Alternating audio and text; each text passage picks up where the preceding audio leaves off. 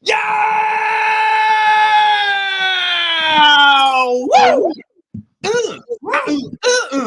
Woo! Happy Friday to those who celebrate, and we do here on Big Rich, TD, and Fletch. Yeah, Yes, we do. Yeah, we do. Yeah, we do. Because it's a Bar Card Friday. Bar Card Friday brought to you by Keg and Bottle, 10 locations around San Diego. Tony Kanja, owner, operator of Keg and Bottle, is going to be coming in with Sean Hallman, who's a distiller. He's an owner of his very own bourbon company. We had bourbon last week. We're going to have bourbon again. That's fine with me. Shadow Ridge Spirits Company. They make a bourbon, a rye, an American single malt, a peated single malt. We're also going to be enjoying some bourbon smashes here on the show this morning. Sean, by the way, a Navy man. Oh, cool. Yeah. So, good times. Salute to the service men and women out there. Last night was tons of fun. Yes. We had real NFL football action, not that fake preseason stuff. This was the real deal Holyfield, and oh my goodness, I was what I would describe as, not a participant in my household. Yeah. There were children and parents and wives. Yes. They were calling out to me, and I was missing everything else going on. I was completely absorbed in the football. Mm-hmm. I was asked to go grab some pizza, and I went. The game is on. Like literally, we're 2 minutes into this, and she's like, "Yeah, but it doesn't even matter, right?" I'm like, "No, this matters now. This matters now. Yeah. This is the preseason's over, honey. It's over, done. This Done. is it. This Talk is what to we've me been in waiting for. February. It is incredible because God forbid I am out of the house and Kendall's watching one of her reality shows and I give her a phone call. She's like, "Oh no, I can't talk right now. The housewives are on." But as soon as football season comes around and 5:20 hits the clock, I get a phone call from Kendall and I'm like, "Oh babe, the game just started." She's like, "You can't talk to me when the game's on?" No, dude. Yeah. Like, no, I can't. Yeah. This is the difference. This is the difference in every marital relationship.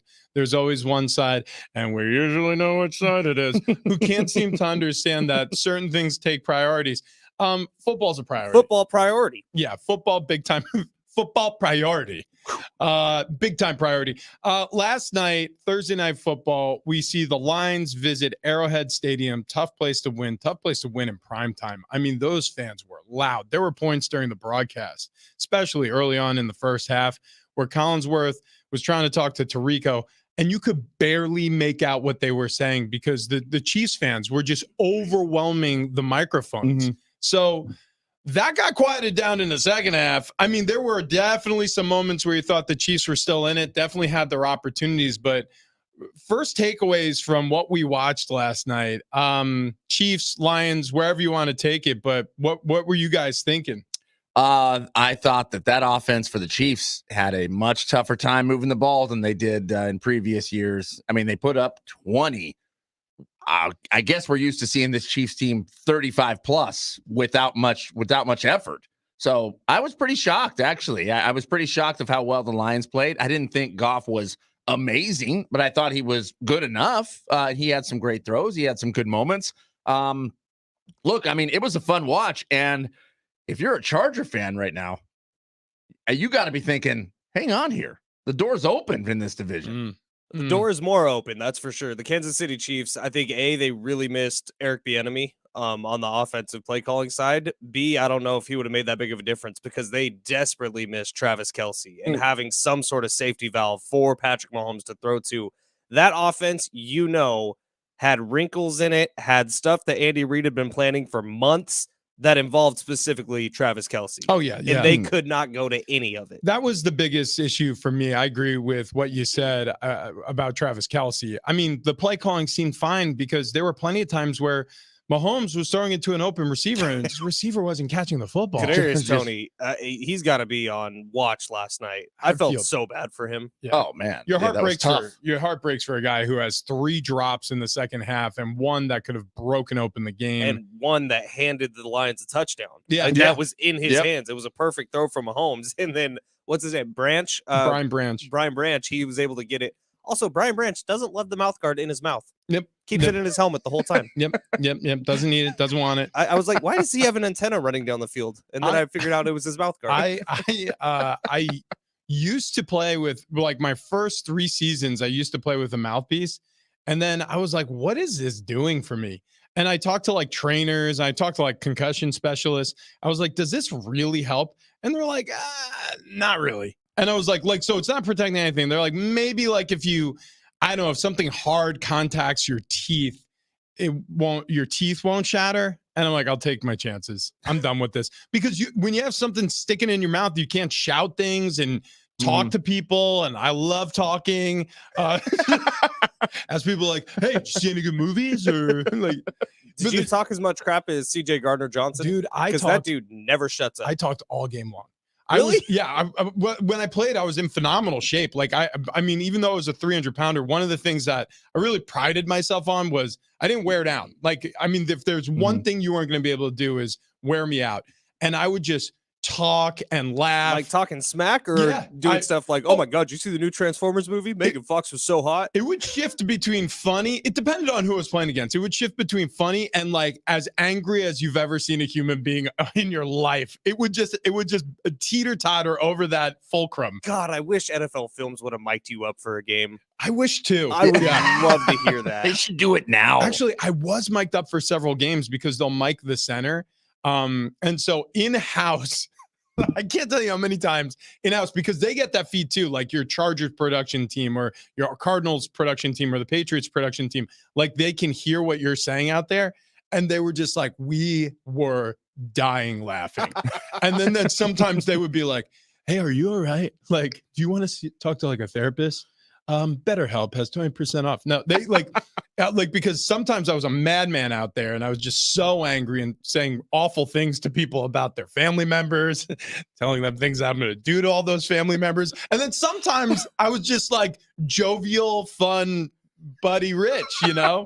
It like I said, it was that teeter-totter. Something else I thought was huge in last night was this Detroit Lions defense is vastly improved from last season. Like watching what they were last year, they were wide open of holes. You could run on them. You could do pretty much whatever you wanted to the secondary. The addition of CJ Gardner-Johnson is huge difference. And then Aiden Hutchinson, my God, defensive player of the year watch now. He's a problem. He got a lot of pressure on Mahomes, flushed him out of the pocket plenty. And Mahomes still dazzled. He made great plays, evaded the rush, kept his eyes downfield. And I mean, it wasn't just Kadarius Toney. I know he had the most consequential drops, but Sky Moore had drops. The new receiver Rice had drops. I mean, there were problems with this offense. And this is what happens. Like, okay, so it's like San Diego State. We were talking about preseason. Hey, a lot of new faces on the offensive line. Hey, a lot of new faces on the defensive line, linebackers. We got some youth at receiver. It takes a little time for things to gel. That's what we're seeing with Kansas City, especially without your veteran Travis Kelce, and especially when you lose him on a Tuesday. You didn't 100% know you were going to lose him until Wednesday after the MRI results. And really until 90 minutes before the game. So you got to change your game plan. Like, Andy Reid is so good after a bye week. Andy Reid is so good on season openers because he scripts things extremely well. But if you take away a star player, one that you know is going to be a tentpole of the offense, and you take him away days before kickoff, I mean, it's just going to look different, and it did. Yeah, without a doubt.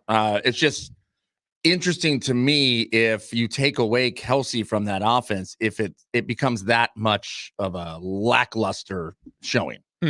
Which, I mean, to me, they're going to have some other receiver step up, and it can't all be on Kelce because then, I mean, just guard Kelce. Yeah. I think he's kind of unguardable. That's the problem with Travis Kelce. He's too big for cornerbacks in this league. He's too fast for linebackers in this league. So when you have that much of a mismatch from the tight end position, which he's not a tight end, he hardly blocks. Noah Gray is typically the blocker. Travis Kelce is a wide receiver one. How much better does that make Kadarius Toney or Sky Moore or Rashee Rice, the rookie, who I thought made a couple nice plays last night? He had the touchdown. He had a couple 10-yard catches, and they just didn't go to him in the second half at all. Yeah, it's just the wide open drops. I mean, as a Bronco fan, I was like, oh, God, Jerry Jeudy. The Sky Moore and Kadarius Toney thing is baffling. Yeah, how bad they were. They were. It was a tough watch. But again, like you just said, and it's true, people don't realize how much of an influence a player has on the field or on the court until you're out there with them and you actually see the dispersion of defenders.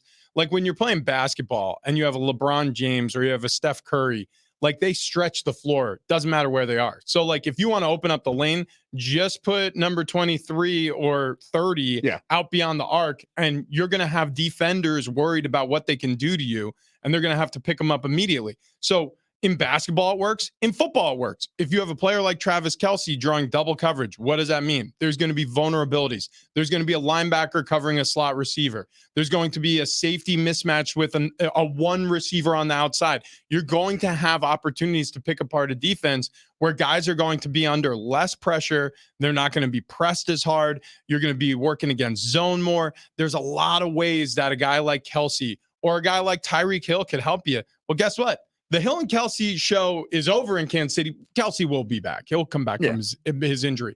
But Patrick Mahomes and this Chiefs offense looks a lot more mortal when they don't have a double team threat. And there was a ton of third downs you could see it on where the Lions were actually pretty good defensively on third down. And I think it was because Patrick Mahomes was holding the ball for too long because his big target isn't there.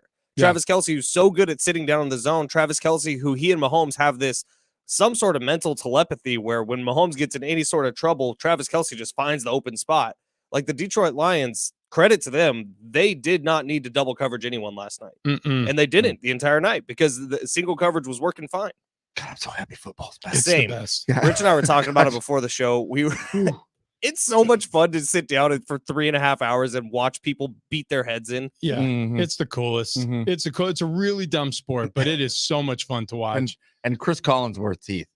Oh my God, they're huge. They're big. You got those veneers redone. You're looking good, Chris. And isn't Smoother it weird than silk. Seeing his son on the sideline with all those guys? Yeah, it kind of just looks out of place. What's funny is the pregame when it zoomed in real close to his face, I thought it almost looks like he's wearing a mask. It's like Chris Collinsworth has a Chris Collinsworth mask on.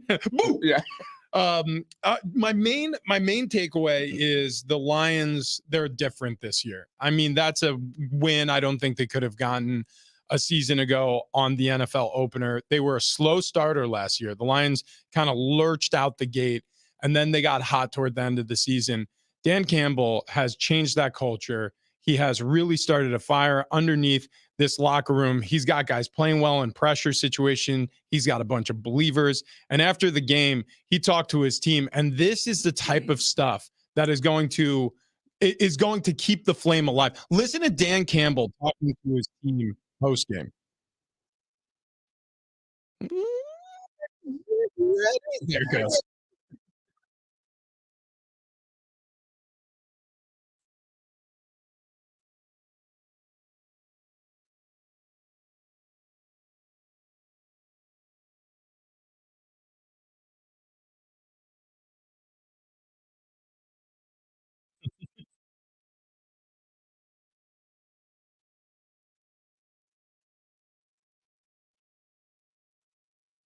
Yeah. Brady Hogan. Yeah, look, his voice is tired from sounding from the sideline. He's an intense, passionate coach. Yeah, there's a little rasp to him. And the team plays the way he coaches. Like the team plays a little raspy. They play a little fierce, and no better than David Montgomery, who the way he was running the ball, especially in the second half, he looks like he's put on about 10 pounds, and I never once saw him run that aggressively with Chicago. Yeah, I like that a lot, actually. I mean, he was, what'd you call, what we're saying, a bowling ball with butcher knives? Oh, yeah, a bowling ball, butcher knives. Nobody wants to touch you. No, well, and I mean, he just bounced around and shoved people out of the way. I was digging it. And just like we talked about last year of Detroit being a fun watch, and they were kind of this Cinderella team that you were rooting for, if not secretly, just kind of behind the scenes, but man, they're for real. Yeah. The Lions are for real. Yeah, that's a huge win. That is a huge win. And then remember, they have a soft division with Jordan Love getting broken in with the Packers and Kirk Cousins and Kevin O'Connell in Minnesota. Was it a lark of a season where they won all those close games, or can they replicate that success, especially with some of the departures in free agency? And then the Chicago Bears, Justin Fields has got to start coming along as a passer. Otherwise, they'll be a one-dimensional offense, and teams will be able to stop them, especially teams with good defenses, the Detroit Lions potentially being one of those teams in division. So everything in front of the lines, the Chiefs have some soul searching to do.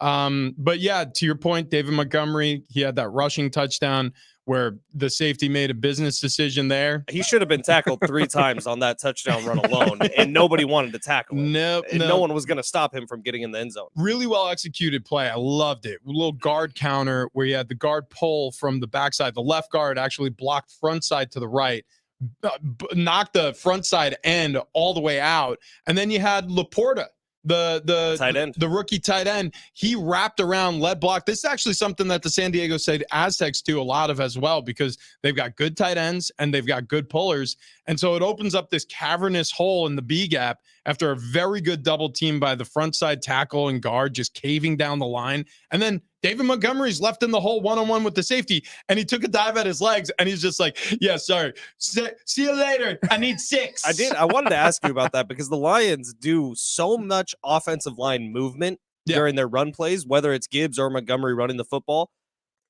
Offensive linemen are like big dumb guys, right? No. Okay.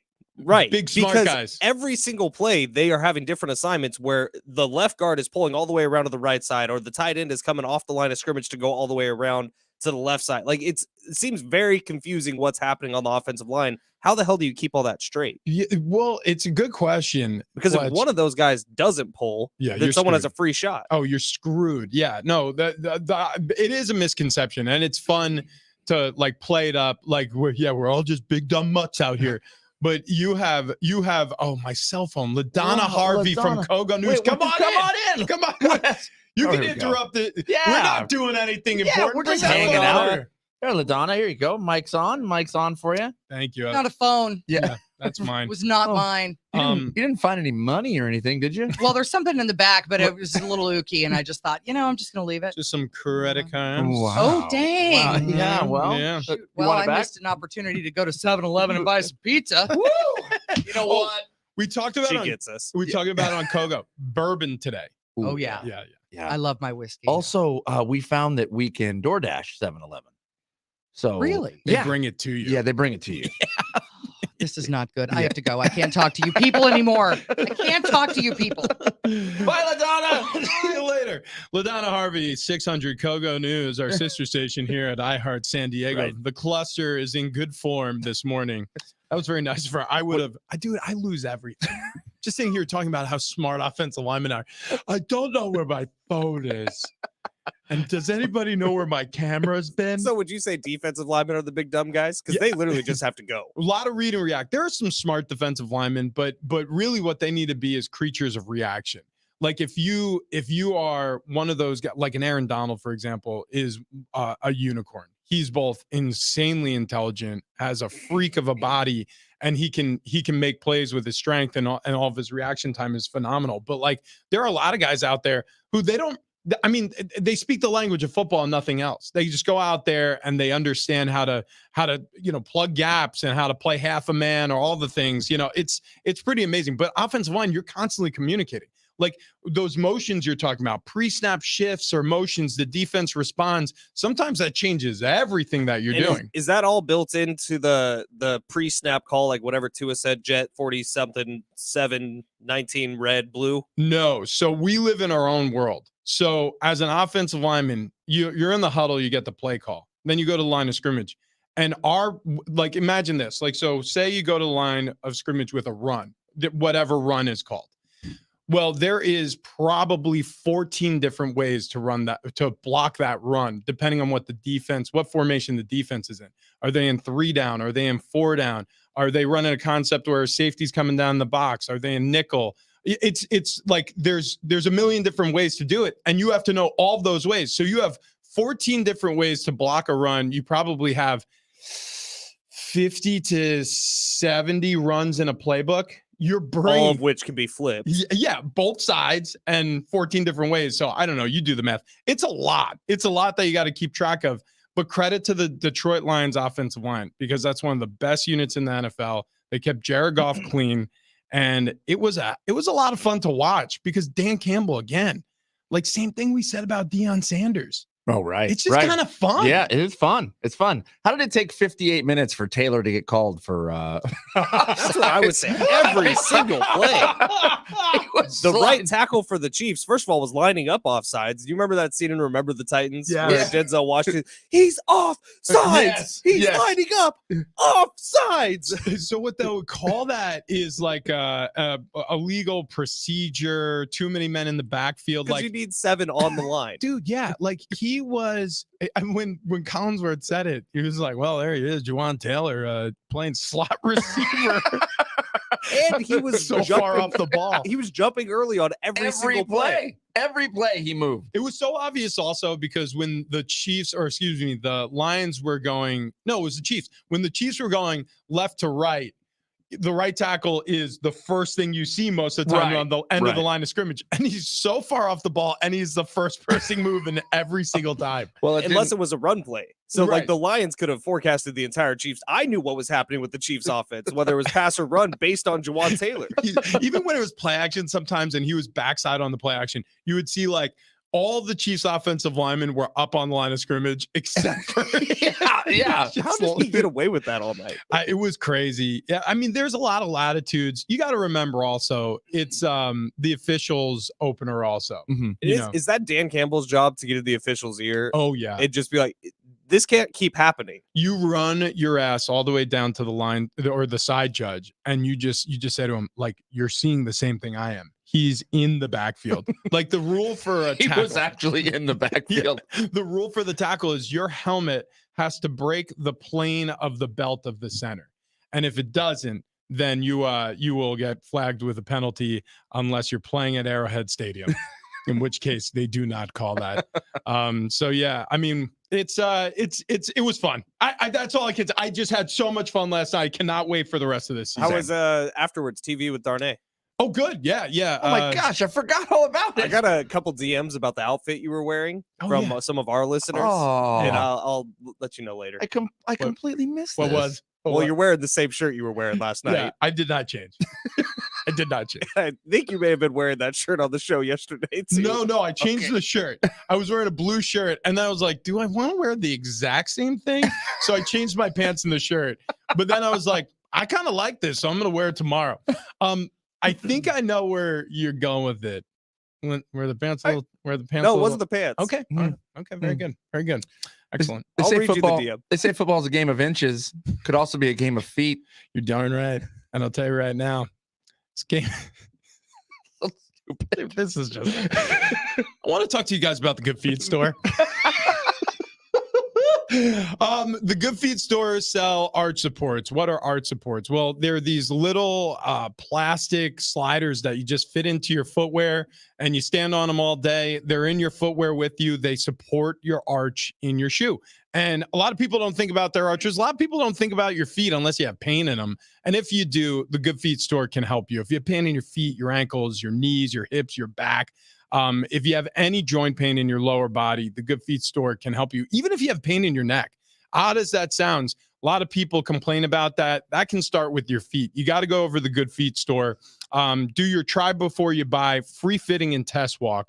They'll let you try it out. Even for a week, right? You walk around, they'll give you a call. How's everything going? You want to go back into the Good Feet store, they'll resize you. They'll help you get the perfect fit for you, because once you walk out of there with the right fitting arch support, what ends up happening is you feel that pain melt away. But if you're struggling with your balance or performance in anything you do, if you want to prevent injury in the future, get to the Good Feet store. They've been helping people live the lives they love for 30 plus years in 200 plus locations around the US and overseas. So go to goodfeet.com for more info there and set your appointment today. Okay, coming up next, Joe Burrow absolutely shattered the top NFL paid money for a quarterback or any player. We'll talk about that deal and what it means for the rest of the league. That's on the other side.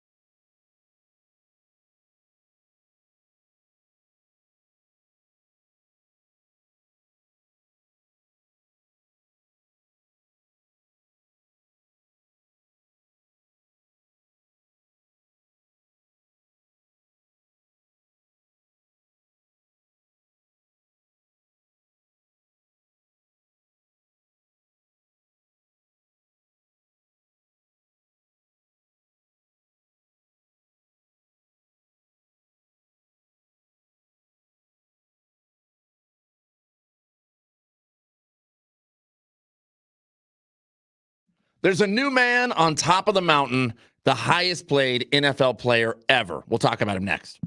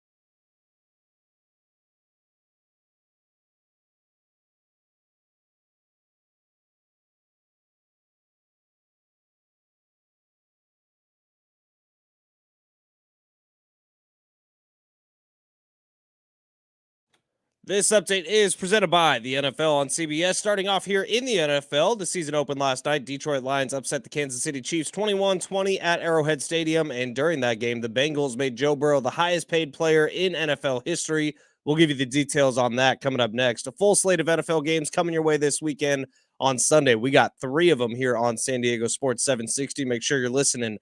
The San Diego State Aztecs football team will enter the weekend 2-0. UCLA coming to Snapdragon Stadium. Right here on San Diego Sports 760, we got coverage of the game, beginning with our pregame coverage at 2:30 tomorrow. Kickoff at 4:30. Tickets are available at goaztecs.com. It is expected to be a capacity crowd at Snapdragon. And the Padres begin a 3-game series in Houston today against the Astros. Blake Snell on the mound for the Friars as he battles to win his 2nd career Cy Young Award. This update was presented by the NFL on CBS, streaming on Paramount+.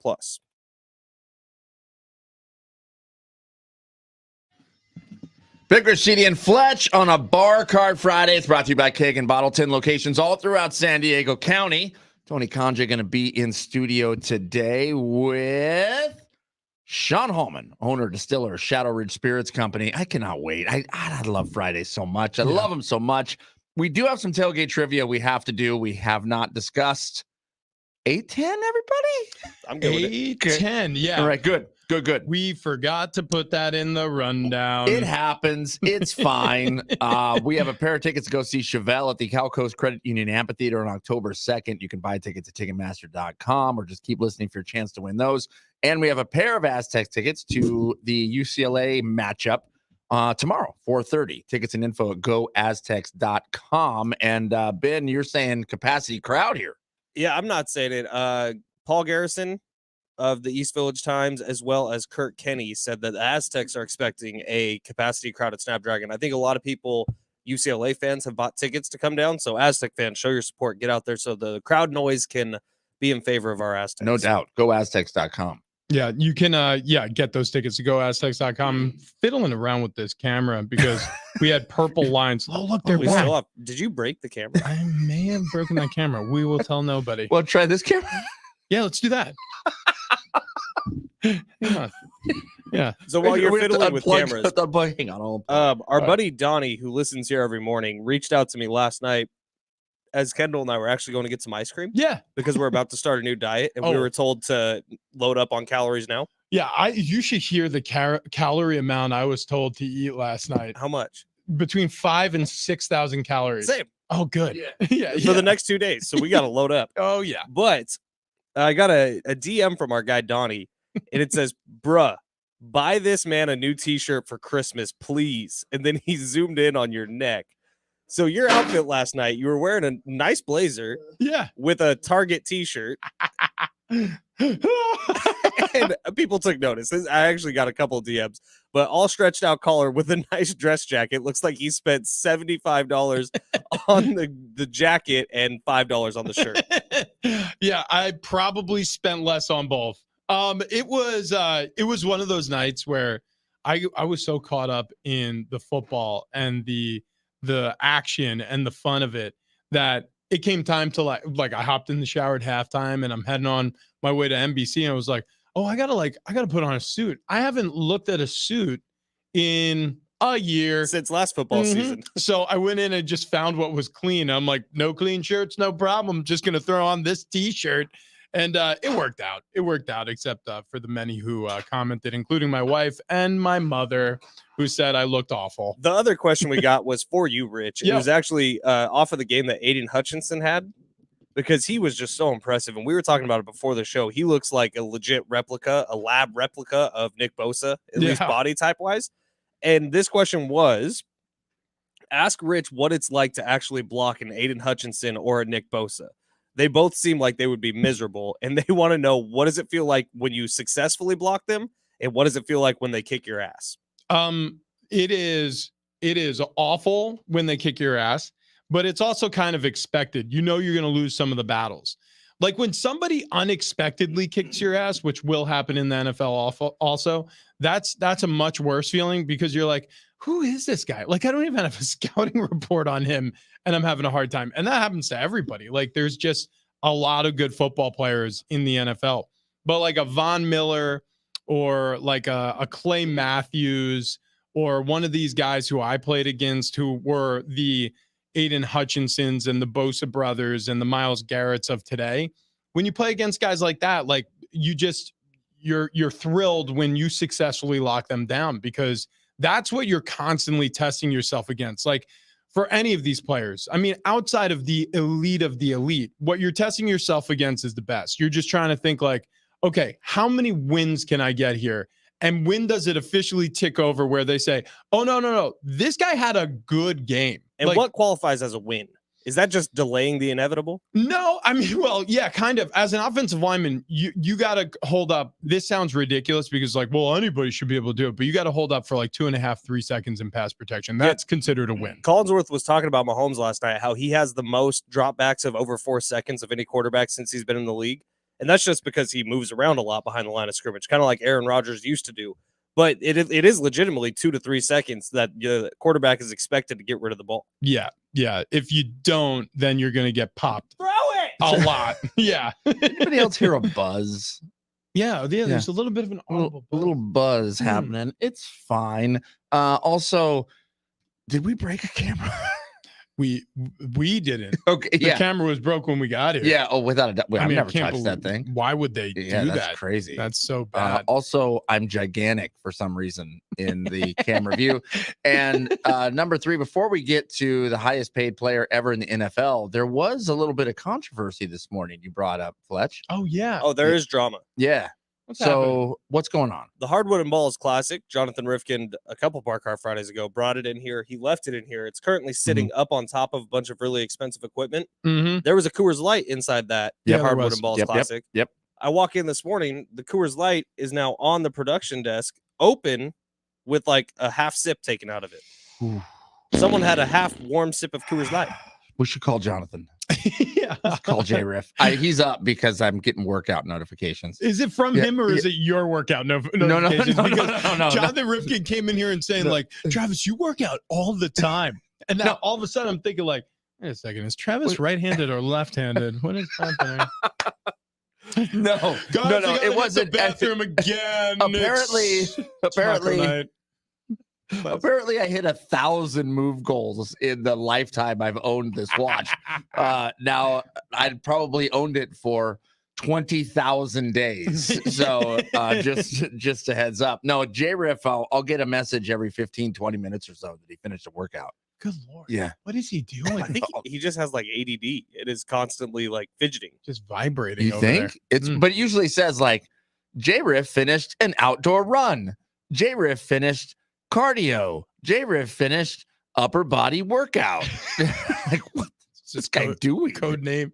Just those are all just code names. Jay's a busy man. Yeah. He's very virile. Well, I think we should contact him to find out if he's the one who decided he should take a sip of the warm cures. I mean, he was calling like a high school football game last night. Maybe it was a terrible game. Yeah, that's right. Him and Schaefer.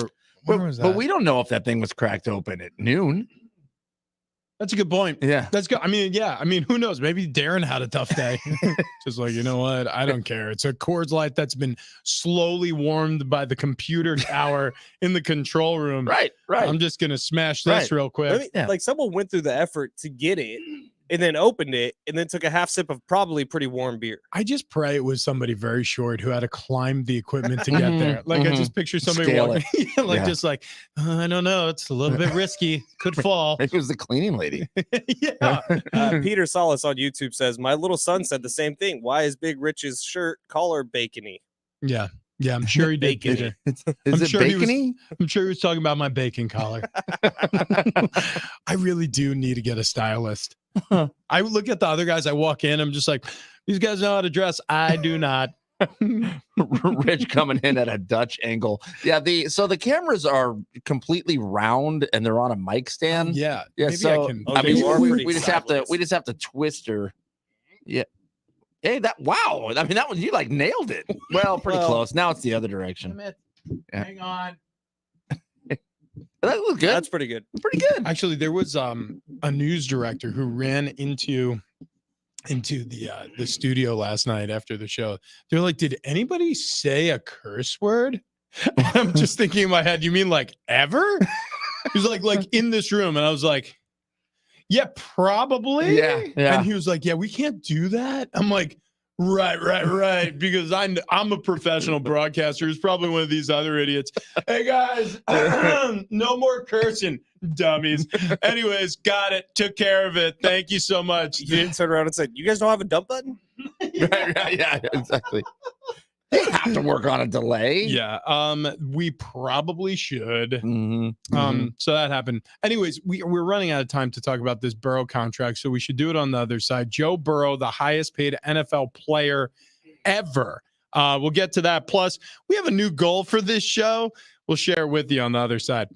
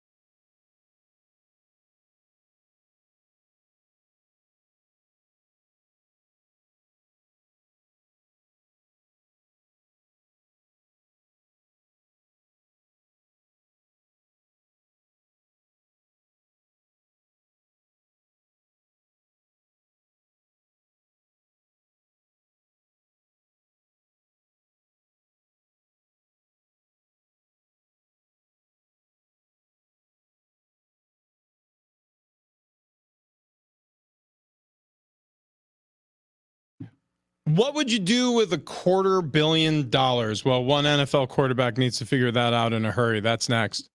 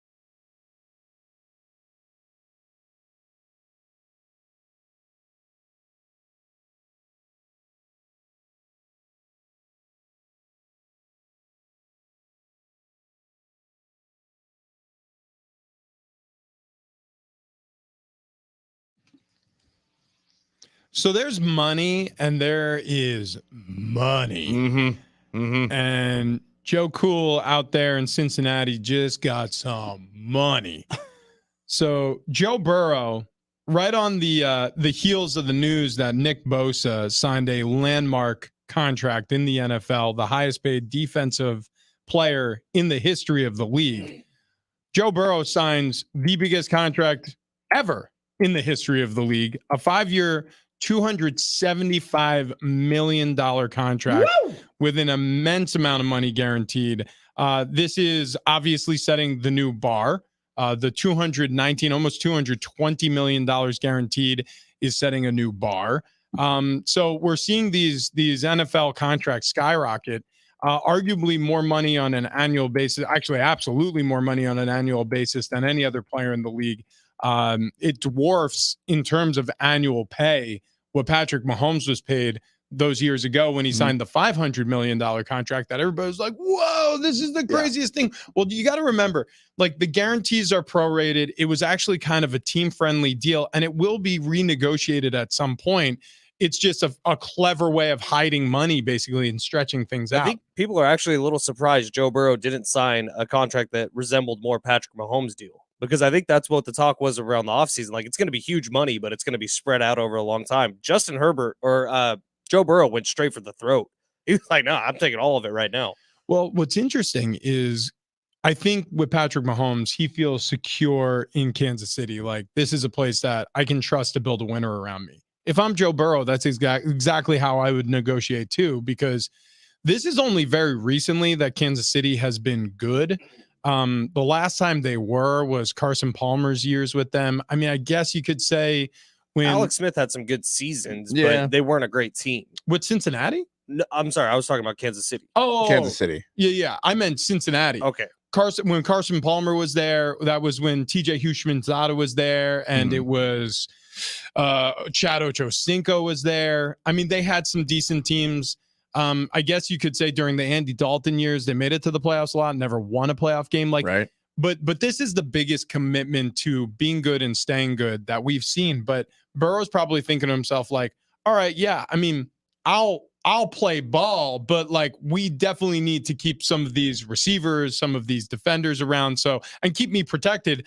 Otherwise, after this 5-year contract, maybe he'll do what Russell Wilson has done recently, and he'll jump ship on the Cincinnati Bengals, or what Aaron Rodgers has done.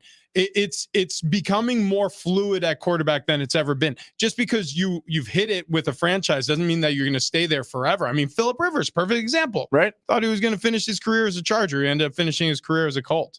Yeah, that's crazy. Burrow was 275. Mm-hmm. So Herbert was 262.5 on a 5-year deal. Yep. So I saw the headlines last night as this blows everything else out of the water. I guess it's only $10 million more. Yeah, but I think the Only. guarantee is quite a bit more. Herbert's was 193.7 and injury guarantees 133.7 full guarantee. Yeah. So- Joe Burrow's is 219. Yeah, 220. Yeah. So, and also remember this too, which is interesting because Cincinnati has long been discussed as one of the more broke organizations, but like that is one of the biggest problems. It's great to be known as. Yeah.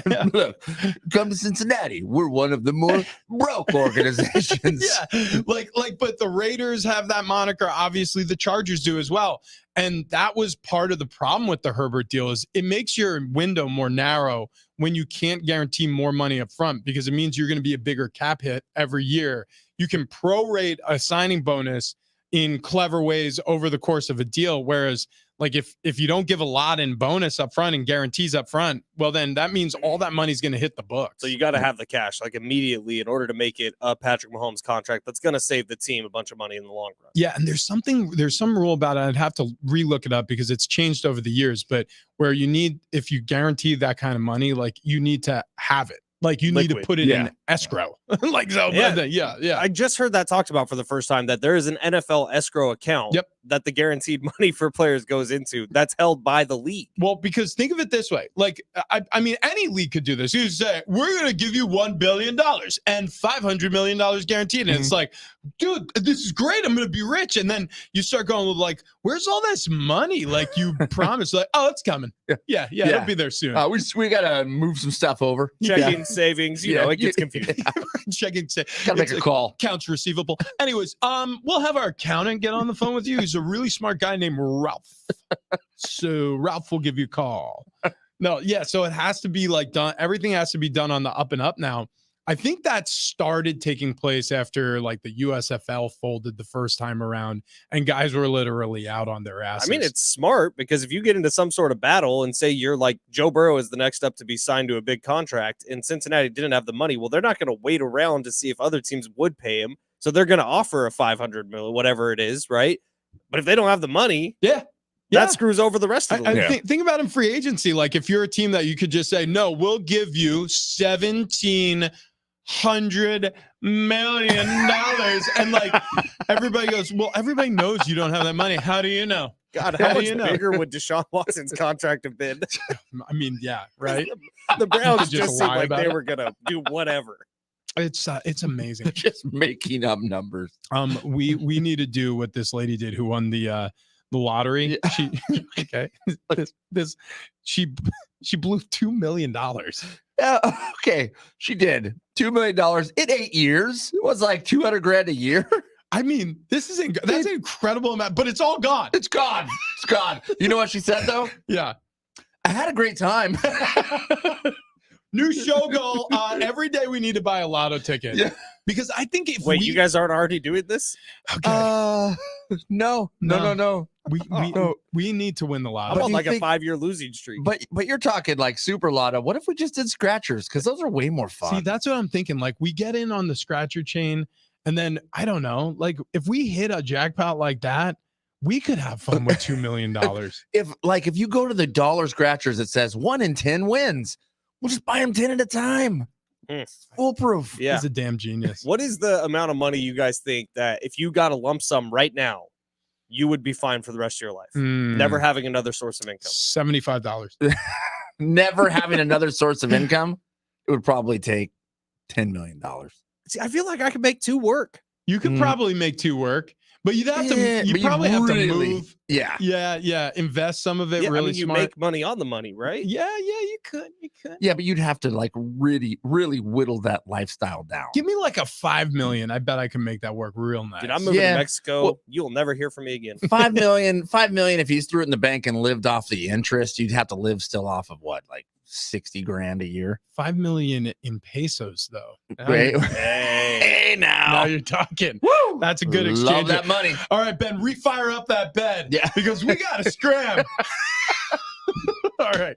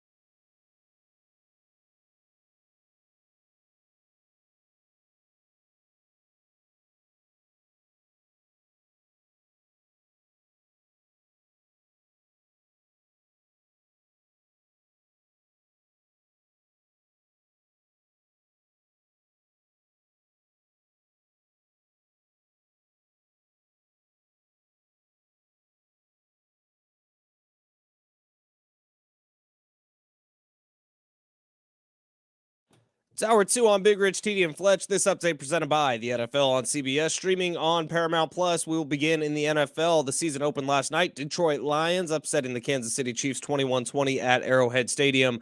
And while that game was going on, the Bengals make Joe Burrow the highest paid player in NFL history. That's a 5-year, $275 million deal. We got a full slate of NFL games coming your way this weekend. Be sure to listen to San Diego Sports 760 on Sunday. We got 3 of them for you, starting at 9:30 with the 49ers and the Steelers. San Diego State Aztecs, the football team, enters the week 2-0. UCLA coming to Snapdragon Stadium tomorrow. Stay locked in right here on 760. We got coverage of the game beginning at 2:30 with pregame and kickoff with Rich and Ted at 4:30. Tickets still available at goaztecs.com. We do have 1 pair left to give away, and we'll do it on the show this morning. Padres will begin a 3-game series in Houston today against the Astros. Blake Snell on the mound for the Friars. He battles his way to win a second career Cy Young Award. Hour 2, Big Rich, TD, and Fletch coming up next. This update was presented by the NFL on CBS, streaming on Paramount Plus.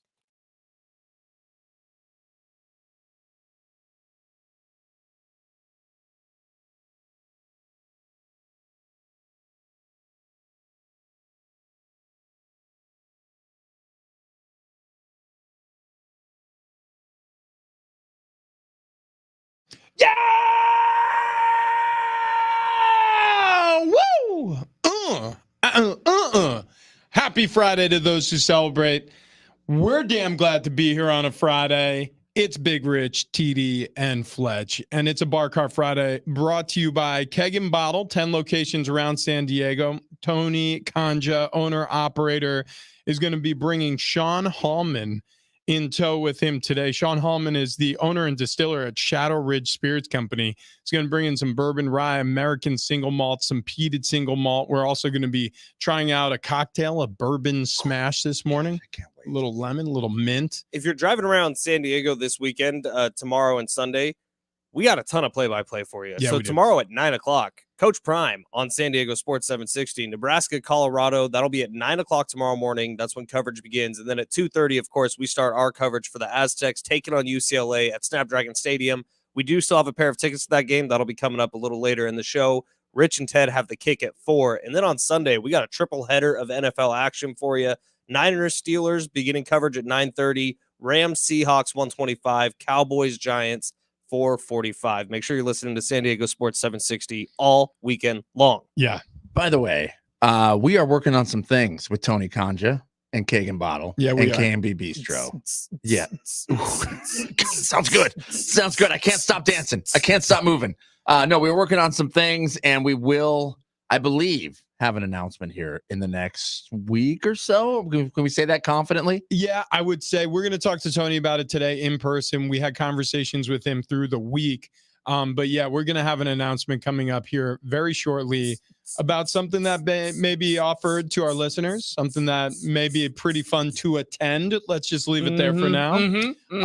Very excited about that indeed. Also coming up this hour, we're going to be giving away Chevelle tickets. They're going to be live at Cal Coast Credit Union Amphitheater on October 2nd. So you can buy your tickets now at Ticketmaster.com or just keep listening for your chance to win. Those will be given away this hour. Also this hour, Jared Smith, Fox Sports Radio betting analyst. He'll get you set for your weekend of NFL bets and college football bets. Maybe we'll sprinkle in some college too.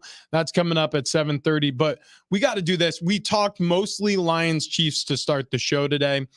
NFL storylines for week 1, a lot of juicy ones. We just talked about Joe Burrow's record-breaking contract. So let's get to this one. Chargers versus Miami Dolphins. This is really juicy early season matchup. Shootout. You got Tua, you got Herbert, 2 guys that obviously just got paid. All the young quarterbacks just got paid. And I'm looking forward to this one. I really am looking forward to this one. I think like you said, I think it's going to be an offensively explosive game. Think about the weapons on these two teams. I mean, Jalen Waddle, Tyreek Hill, that backfield that has like 5 different running backs in Miami. And then with the Chargers, Austin Eckler, one of the top fantasy performers all of last year, you get to that because you score a lot of touchdowns and you get a lot of yards. Also, Keenan Allen, Mike Williams, who's the rookie? I forget his name. Quentin Johnson out of TCU. Yeah, like there are weapons all over the field, not to mention 2 of the bright young quarterbacks who went 6'7" or 5'6" in the draft their year. Yeah, this one seems like probably the most fun watch, at least when I'm looking at the list here, just because of that. I mean, you think this is going to be just an offensive blowout. Now, I mean, I hope it is. I hope we see a lot of scoring. That's what I'd like to see in this. Yeah, I'm not sure, because the last time they faced each other, end of last season, it was a 23-17 final in December. Chargers did a really nice job shutting down the Dolphins offense by changing up things defensively. Brandon Staley, to his credit, because there's a lot of negative things you could say about the Chargers head coach. A lot of people really feel like they failed to meet a lot of expectations, especially defensively. Came out there with an awesome game plan and basically locked down the primary receiver to one side of the field every single play. And so it forced the Tua to play literally left-handed. I mean, he is left-handed, but more left-handed. We haven't talked a ton about the Chargers, but that defense has some new additions. Khalil Mack is on there now, right? Well, he was there last year. Okay, but yeah. Khalil Mack and Joey Bosa together, because Joey missed some time last year. Getting after the quarterback, that's going to be insanity. And then Derwin James, who's one of the biggest studs in the NFL. And when the Chargers are healthy, they have one of the most potent rosters in the NFL. And I think early in the season, I was talking about this last night. I mean, the Chargers, a lot of these games look like wins because their roster's so good. Yep. You have Slater back healthy on the offensive line. Justin Herbert's one of the best quarterbacks in the league, and he's surrounded by a cast of characters who are the best at what they do in the league. I mean, this is potentially a huge season for the Chargers, but I feel like we say that every year, so it's impossible to know for sure. Yeah, I mean, that is the tale every year, right? I mean, on paper, this should be a fantastic team. So here we go again, start of a new season. On paper, they look phenomenal. Will that play out in the season? Texans, Indy, they will battle in the AFC South. You have a battle of the second overall pick, CJ Stroud, taking on Anthony Richardson, who was the fourth overall pick with the Indianapolis Colts. Who do you think has edge? I have no idea. Yeah, I mean, right. You know what? I guess I'm leaning Indy on this. I don't know why, just because the Texans have been so bad, but maybe they prove me wrong. This is a snoozer of a game to me. I'm excited to see it just because of those two guys, but I have no idea who's going to look good. I have a feeling both of them could look awful. I know who has more hype behind him, and that's Anthony Richardson. I don't know if I believe the hype. I liked Anthony Richardson a lot at Florida. A lot of people look at his accuracy statistics, and very similar to Patrick Mahomes last night, the completion percentage doesn't tell the whole story, because Mahomes would have had a better night if his receivers caught more balls for them. If you look at Anthony Richardson, his senior season or final season at Florida, there were a lot of drop balls, and they were in some consequential moments for the Gators. This guy was electric as an athlete, and he gets highly touted for his dual threat abilities, but he's a really accurate passer. He's not bad on the deep ball. Like, he's really got a strong arm. He's really got a good way of weaving a football and finding a tight window in traffic. I'm pretty high on Anthony Richardson. I'm not saying it's going to look great his rookie season, but I think it's going to look better, especially earlier on, than some of his counterparts like Bryce Young in Carolina and CJ Stroud in Houston. What's almost more important for Anthony Richardson is can he overcome the dysfunction of the Colts? And you could say the same thing about CJ Stroud. Both of these organizations over the last 5-6 years have just been dysfunctional. All right, we got the Los Angeles Rams. They're going to be in Seattle facing the Seahawks. In any way, hang on. In any way, could you possibly see the LA Rams leaving Seattle with a W? No. Well, maybe Seattle thinks the game is on Monday. Okay. Yeah. Okay. Maybe they just not there. Just get confused a little. Yeah, just only the Rams show up. It's kind of wild when you can say the Rams have the best defensive player in football of the last 2 decades, and they don't have a chance to win. Arguably one of, if not the best offensive weapon in Cooper Kupp, also can't play because of a hammy injury. So Did you hear Sean McVay hinted at potentially nerve damage with Cooper Kupp? Oh, no. Well, anytime you have a guy go see a specialist for an injury like that, it's worse than a pulled hammy. Yeah, I mean, it's that's what it's telling me, is something else is going on. So interesting that they're starting to talk about it, because I think I'm pretty sure they're going to be missing Cooper Kupp for a little bit here, which, I mean, Matthew Stafford, get really used to checking down to Cam Akers out of the backfield and Tyler Higbee Higgy. Hey, Higby. Van Jefferson is there. Van Jefferson. Yeah, too. yep, No, yep.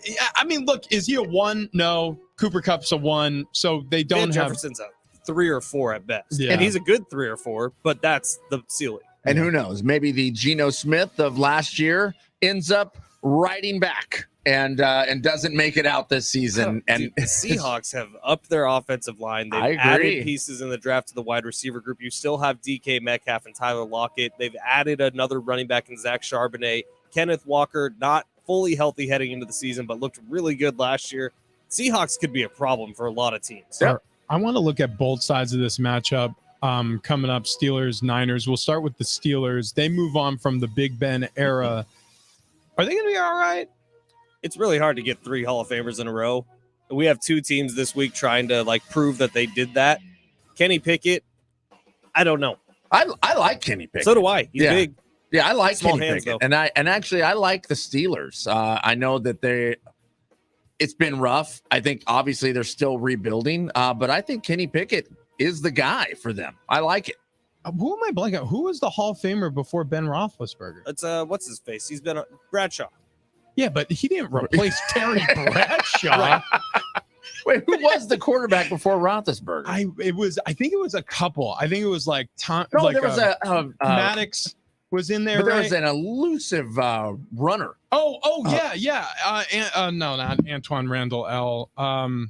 Who was? Oh my it? gosh! Yes. I know exactly. I Yeah. can picture him in my mind. Me too. Yeah, but Ben Roethlisberger. It's been 15, 16 years Yeah. since we've talked about the Steelers. Well, Pickett now took over last season, but goodness gracious, it's crazy how long that reign was.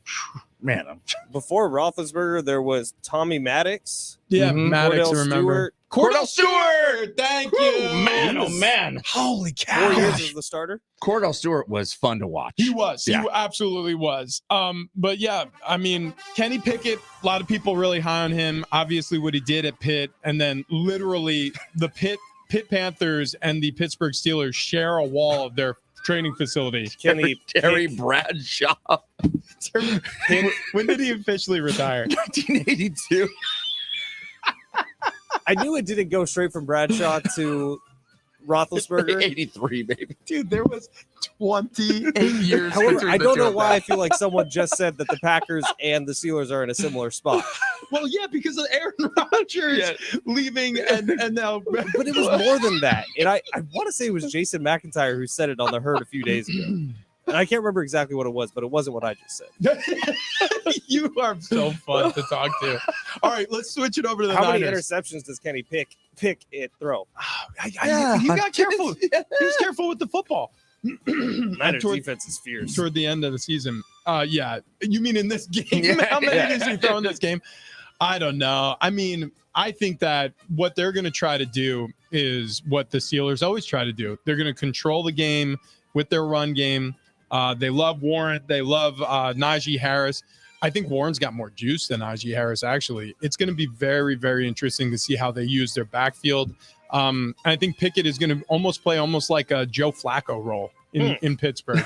Like he's going to a lot of play action, just be a game manager and a distributor. I wonder if Deontay Johnson has a better year this year because there was a lot of hype behind him and he dropped everything last year. Joe Flacco wants to come back, by the way. Does he really? Yeah, he came out, I think it was yesterday, said, I can still play. He's 38. He was married to the chick that won the lottery. They both now lost all their they money. need a job. $2.2 million gone in 8 years. It was a good run. We had a lot of fun. Yeah, look, I'm high on the 49ers this year, but I am cautiously optimistic about them because of one name only, and it's Brock Purdy. Yeah, I'm Yeah, with you. talking I'm the about- same. A guy who limited snaps last year, looked really good in that time period, but then blew his elbow up in the NFC Championship game. This team is going to go as far as he's capable of taking them, and that's a lot of pressure to put on a guy who wasn't expecting to be the guy last year. I can promise you that. Yeah, and I mean, I don't know if even that's the case as far as he's capable of taking them. It's almost the team is taking Brock Purdy. They don't have the well, He's like maybe along he's for a the leader. ride. Yeah, he's along for the Wow. ride with them. That's a Brock slander. No, I mean, I'm saying he is a decent quarterback, and I think he is a good manager of the game, and he's got pieces around him that make him look a lot better than what he actually is. What is your true, like, not your Niners opinion, because Fletch, I know you're a huge Niners fan, but like, what is it? He's wearing San Francisco 49ers Argyle socks. He's wearing the socks your grandpa would wear, but it has a Niners logo on it. I wore these at my wedding. Oh my gosh. Good. Okay. So your unadulterated non-Niners fan opinion of Brock Purdy. Is that possible? Yeah, I mean, dude, he was impressive as hell. Look, taking everything out of it, he was undefeated in the regular season last year as the third string quarterback going into the year, as the final pick in the draft. Like, that doesn't happen in modern world ever. If you put Brock Purdy on the Colts right now, how does Brock Purdy He's do? not on the Colts, doesn't matter. Well, I'm just saying. But not good. Okay. All right. Nor if you put Trevor Lawrence on the Colts right now with the Colts' current setup, would he be great? No, I don't think so. Wait, hold on. Talent level wise, Trevor Brock Lawrence is a Purdy- better quarterback Okay, than Brock Okay. Purdy. All right. I'm not insane. Well. But we don't George know. Kittle questionable going into this game. He's got issues injury wise. Debo fully healthy for the first time in a long time. Coming Will we into a see Nick season. Bosa? Nick Bosa, yeah, we will. I watched Shanahan's full press conference. He said, who's asked how many snaps Bosa will get? He Yeah. said, what's the average for defensive snaps in a game? That many. Okay. All right. Well, that's interesting because he's literally, when he signed the deal, he was in Cancun. So I think what Shanahan was saying was he knows for a fact that Bosa wouldn't have like a beer gut coming in. Yeah. He was like, he's stayed in shape. We've been in touch with him. We just haven't had a deal. Dallas, lot to prove this year. Sunday Night Football matchup. They're going to go to New York to face the Giants and the Fighting Dables. How do you think Mike McCarthy calling plays looks for Dallas and New York? The make it or break it. Mm-hmm. Like, it has to be good. Otherwise, Mike McCarthy doesn't have a job next year. Yeah, and Danny Dimes also has to prove himself as well. He just got paid. So See, he put on like 10 pounds. He actually looks like an athlete now. Is he on that Jake Hayner diet? Ha. Jake Hayner, Saints quarterback, backup for the New Orleans Saints. He got popped for steroids. What? Well, PEDs. We don't know what it was. I think it was a topical cream. That guy had one. a serious fungus, and he was just using a little Tren to treat it. Now, That's all. isn't it kind Fine. of hard to get caught for PEDs in the NFL? Yeah. Well, no, you can. That's so you have randomized drug screenings for PEDs like throughout the course of the season. So you don't know when they're coming. They give you, I think it's 12-hour or 24-hour notice, and somebody will, if you're on vacation, they'll show up. I think I've told this story before. I was in Hawaii one time visiting family. Ann's aunt and uncle live like a house on, or used to live in a house on the North Shore of Oahu. So this guy walked off of the beach into their backyard and then walked through the house barefoot, Wow. collected my urine, and then walked back out onto the beach and left with It it. seems fine. Is that legal? 100%. The NFL called this dude and contacted him. He's a lifeguard and also a urine collector for the performance enhancing drug testing in Hawaii for the A NFL. lot on your business card. What if that guy had nothing to do with the NFL and he just wanted your pee? I mean, it's anything's possible. That's cooler. Anything's Yeah. possible. I'll tell you one thing. Cooler. He did make it very easy. Yeah. And so does Toyota. I want to talk to everybody about your San Diego County Toyota dealers right now, because I drive a 4Runner and the experience has been phenomenal. I used to drive this old truck that broke down all the time. I couldn't stand it, had a bad transmission from the start. And finally in 2017, I had the last breakdown. I was actually on my way here.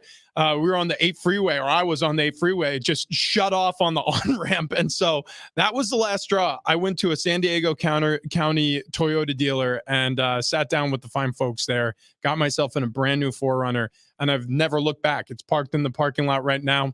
All I've ever had to do is change its brakes once, put a little gas in it, change the oil every 3 months or so, and it has run like a top. So if you want reliability, you got to get a Toyota. Also, if you're interested in Toyota's Beyond Zero lineup of electrified vehicles, like their all new, all electric BZ4X with access to HOV lanes and 1 year of unlimited free charging with EV Go, they've got that covered for you. So if you're thinking right now, need a new truck, car, SUV, hit up your local San Diego County Toyota dealer today. They've got great deals on super reliable vehicles. And again, that customer service, they'll have you in and out of there. They will help you get into the ride you're looking for. So go to Toyota.com. They make it easy.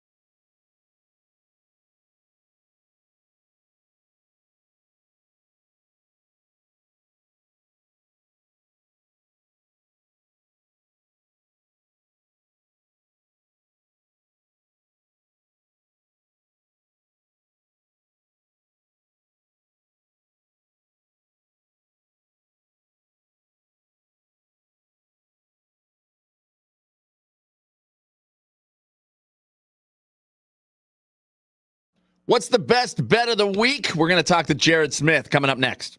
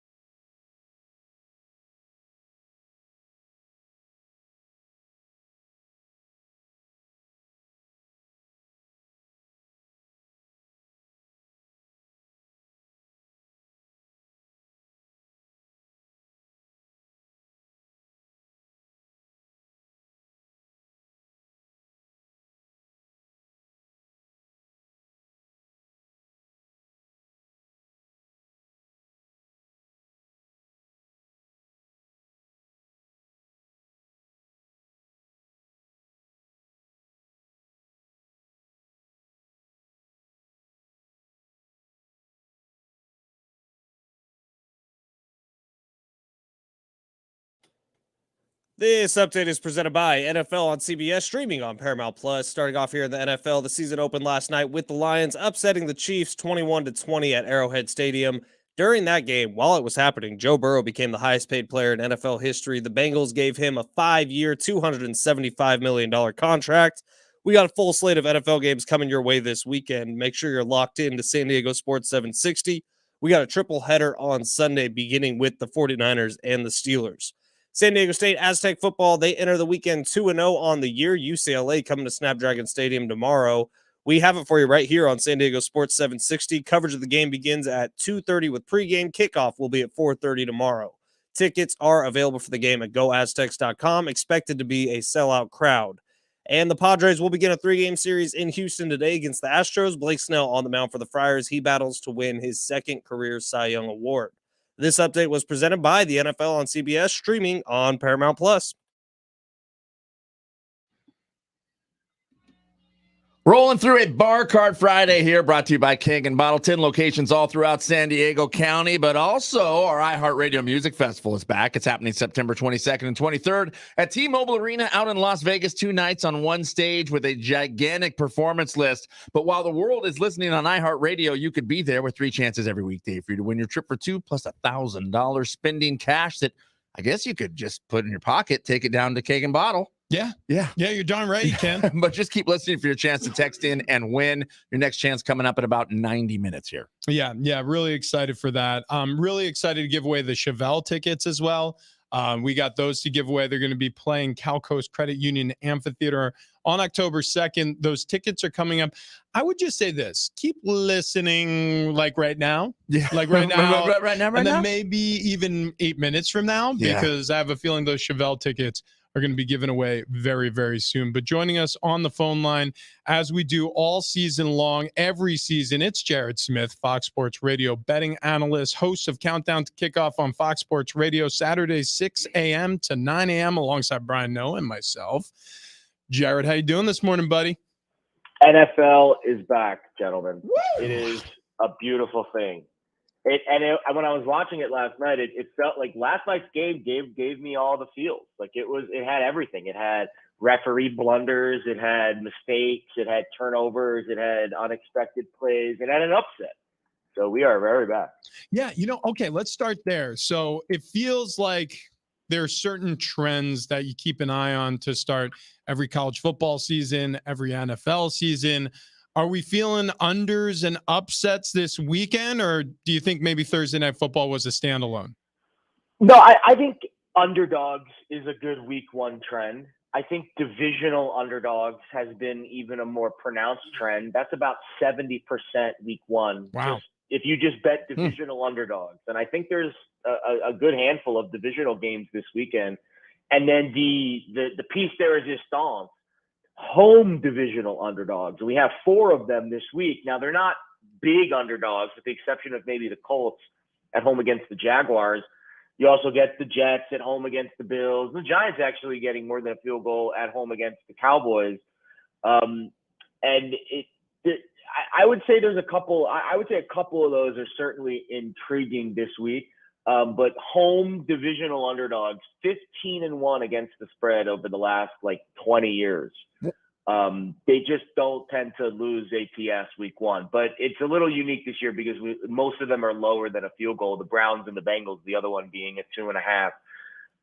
But for the most part, if you just gravitate towards the underdogs this week, I think you're on the right scent. And one of those underdogs is the Steelers taking on the Niners. But yeah, under a field goal. Should we mess with that one? Yeah, I like Pittsburgh in this spot, and I think I'm high on Pittsburgh this year. I think the Steelers are one of those teams that, maybe because of Kenny Pickett's hand size or maybe some of the memes that get posted about him, maybe they don't get the love that they deserve. But when I dug into a lot of the numbers this offseason, listen, Kenny Pickett was 7-4 as a starter in his rookie year. And a lot of those games were over the back half of the season when everybody was kind of ramping up their playoff hopes. And the 2 categories that he excelled in last year, catchable deep ball rate and catchable rate under pressure. So again, as far as rookie quarterbacks go, I think you could do worse than what Kenny Pickett's performance showed last year. And the rest of the Steelers are pretty buttoned up, right? I mean, they've got a great head coach. The defense is fantastic. They've got a great home field. So I think if you're getting 3, if you can find a 3, I doubt you will. But if you have one, you're in great shape. But I still think Pittsburgh's a very live dog on Sunday. Yeah, bad take. Fletch is the biggest Niners fan you'll ever meet. Jared, everyone is entitled to their opinion. We're one question in, and he's like, "Should we say goodbye? Should we say goodbye right now?" Jared, I Listen, respect your I think opinion. the Niners are a very interesting team too. I mean, it's kind of funny. I mean, I think both of these teams are kind of mirror images of each other. Like they're both incredibly talented rosters. I think they're both really talented in the trenches. And the only question is, can their quarterback that is not, the number 1 overall pick type of prospect, it's more so San Francisco than Pittsburgh, can that team continue to rise despite the fact that they don't have like the Andrew Luck type prospect playing quarterback? But I think a lot of that question is more around Brock Purdy than it is Kenny Pickett, because let's be honest, Kenny Pickett was still a first round pick and still a guy that was, expected to start early in his career, whereas Purdy is this Purdy story. I mean, he can really rewrite the record books this year. He could be the next Tom Brady, being the guy that comes from the back of the draft and does all these great things. So it's going to be an interesting year for the Niners. See if Purdy can continue that. You know what? You're back on my good side. I like it. Yeah, there we Tom go. Brady. Jared, I did want to ask you though, when you're evaluating these teams, especially in the preseason, and we don't have much tape on a CJ Stroud or an Anthony Richardson or a Bryce Young, how do you bet with rookie quarterbacks who you've never seen in the NFL before? Very hard and carefully. The one thing I've noticed in terms of the overall market trend over the last 3 weeks since the preseason has begun, a lot of the money has started to matriculate in against those rookie quarterbacks, or I guess against the teams that those rookie quarterbacks play. We've seen the Colts line move against them. We've seen the Texans line move against them. And I honestly think Bryce Young might be in the most difficult position of all 3 of them, because of the other 3, or the other 2, of Bryce Young being the third, I think he's the least physically ready for this, war that he's about to enter into. Whereas the other 2, especially Anthony Richardson, he's going to take his lumps in terms of missing the throw and making the wrong read and maybe running when he should have thrown and thrown when he should have ran. And all of those mental mistakes are going to be plentiful, I think, with all 3 quarterbacks, maybe more so the other 2. But with Bryce Young, the physicality of the game is going to be a question. And how he holds up in front of, I think, maybe of all 3 teams, perhaps the worst offensive line. I think all 3 of them have problems on offensive line. And I think that is going to show its face more so with Bryce, because, again, physically, I don't think he stacks up to the other 3, especially Richardson. Like, I honestly, I think Anthony Richardson is like, he could survive like a game of Frogger. Like if he was the frog, like that's how fast and just how strong he is. Like he could dodge anything. I think with Stroud, he's maybe a little more physically built to withstand this, but maybe his team around him isn't as strong. And Bryce, frankly, has both of those issues. He's not as physically ready to go for this fight. And I think he might have the worst team of the 3. He certainly has one of the worst offensive lines. So I think all 3 rookie quarterbacks are going to struggle early in their careers. Yeah, I could see that. Although we've talked about this on Countdown to Kickoff, Jared, which you can hear every single day or every single Saturday, 6 to 9 a.m. on Fox Sports Radio. Jared Smith joining us right now, Fox Sports Radio betting analyst. I like Richardson. I think that of the 3 rookies, I think he'll perform the best. And you mentioned it, home dogs on opening week of the NFL, Colts plus 4.5 against the Jaguars at home. Is that a live dog? Yeah, I want to say yes, because it matches everything that in week 1 I believe in, but it's really hard for me to get behind backing a rookie quarterback in week 1. It's a struggle, because I could see the Jaguars being a little bit of an overhyped team early. I could, especially going on the road and with their offensive line being an issue. And listen, the Colts can still play a little defense. and the Colts can still kind of get after you. So it's all about, can Anthony not lose the game? Whereas I think I trust Trevor Lawrence not to lose the game, but it's a weird spot. I think if you asked me, would the Jaguars be over a field goal road favorite week 1 on the division last year, I would have said you're crazy. But that's the reality that we live in. And I think the situation calls for the Colts. But if you can get over the fact that you think Anthony Richardson is going to play a good game, then the Colts are a fantastic bet. Because if he's even slightly being undervalued in the market and he plays above expectation, that line is ripe for a dog spot. Jared, Cardinals getting 7 going out to Washington. Does Vegas think this game's going to end 8-0? I don't know what to make it. So here, I am a little bit higher on Washington than I think some might be. I like what I saw in the preseason. I think Sam Howell has, the ability to at least be a steady force. I like the defensive line. We're not talking about Chase Young. We haven't seen him play in a while. I think that defensive line with Sweat and Young could be really formidable this year. And with Arizona, I mean, goodness gracious, like Josh Dobbs is just that's what they're going with this year. And I think that's what I think the Arizona is pretty much telling you how they feel about their season based on the moves they made over the last month or so. I think Washington's a really good survivor pick this week. I feel a little dirty laying a full touchdown with them in the first week of the year, but I would be surprised if Arizona really shows up this. I think it's obvious to every player too what they're doing, and I think eventually, maybe not in week 1, but I think eventually that will take its toll on the morale of the team. Jared, do you mess around at all with in-game over-unders on receiving yards, rushing yards, stuff like that?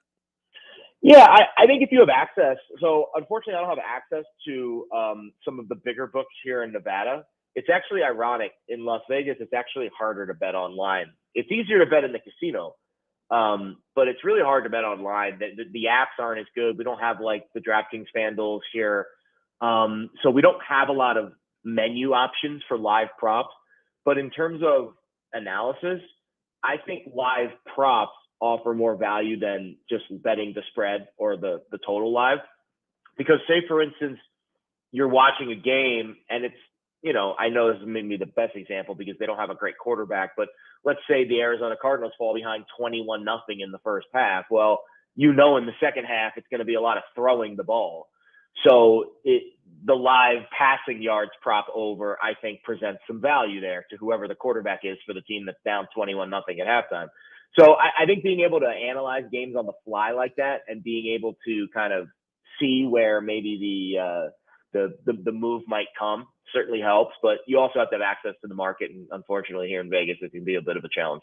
All right, let's hear it. What is your pick of the week, or at least so far? I know you have time to change your mind, but what are you looking at this weekend? I like the Packers this week. I mean, it's going to match the home divisional underdog theory kind of barely. I don't love the fact that Watson's probably not going to play. Dobbs returned to practice yesterday.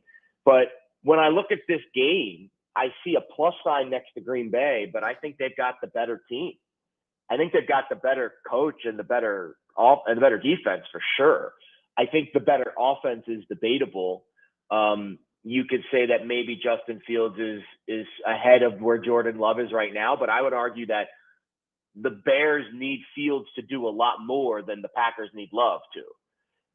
So I think if Jordan Love at least plays even slightly above our expectation, which frankly a lot of people are down on him, and that's fair. We haven't seen it from him yet, but I think if he plays even slightly above the expectation, I think this number's wrong because I think on paper, I think the Packers absolutely are better 1 through 53. It's just the quarterback that we question. And if he plays better than we think, I think Green Bay should have been favored in this game. And I think if they were at full strength receiver wise, I think they would close a favorite in this game. But I think there's a little bit of hesitation there. But I'll trust it week 1 until I see otherwise from Jordan Love. I'll trust what I heard in the preseason. I'll trust what I saw in the preseason. And I'll trust that he's going to play better than maybe what the expectation is. And the rest of that Packers team is legit. I think the defense is fantastic. I think their head coach is very underrated. And I think as long as Love plays up to standard, I think Green Bay is going to have a 10-win season. Jared Smith, Fox Sports Radio betting analyst, host of Countdown to Kickoff on Fox Sports Radio Saturdays 6 to 9 a.m. alongside Brian Noe and myself. Awesome chat as always. We'll do it again in a week, brother. Yes, sir. I'll talk to you guys soon. There goes Jared. Okay, so 10-win team. That's what we just said for the Packers. Wow. Yeah. Wow. Again, weak division. My mic wasn't on, but I said 10. Yeah. Especially because I went the under on that. A lot of unknowns for that division, but 10, especially after seeing what the Lions did on Thursday Night Football. Okie dokie. I don't know if I agree with everything, but take his advice very seriously. Very smart guy, watches the trends very closely. Okay, coming up next, we have a lot to get to. We got Bar Cart Friday coming up in just about 15 minutes. Also, a statement is a statement, but a commitment is a commitment. We'll get to that in a moment, but first, 844-570-1360. That's right, 844-570-1360. We got to do it right now. Chevelle is playing at Cal Coast Credit Union Amphitheater October 2nd. You could get your tickets at Ticketmaster.com, or caller number 8 is going to win those tickets at 844-570-1360.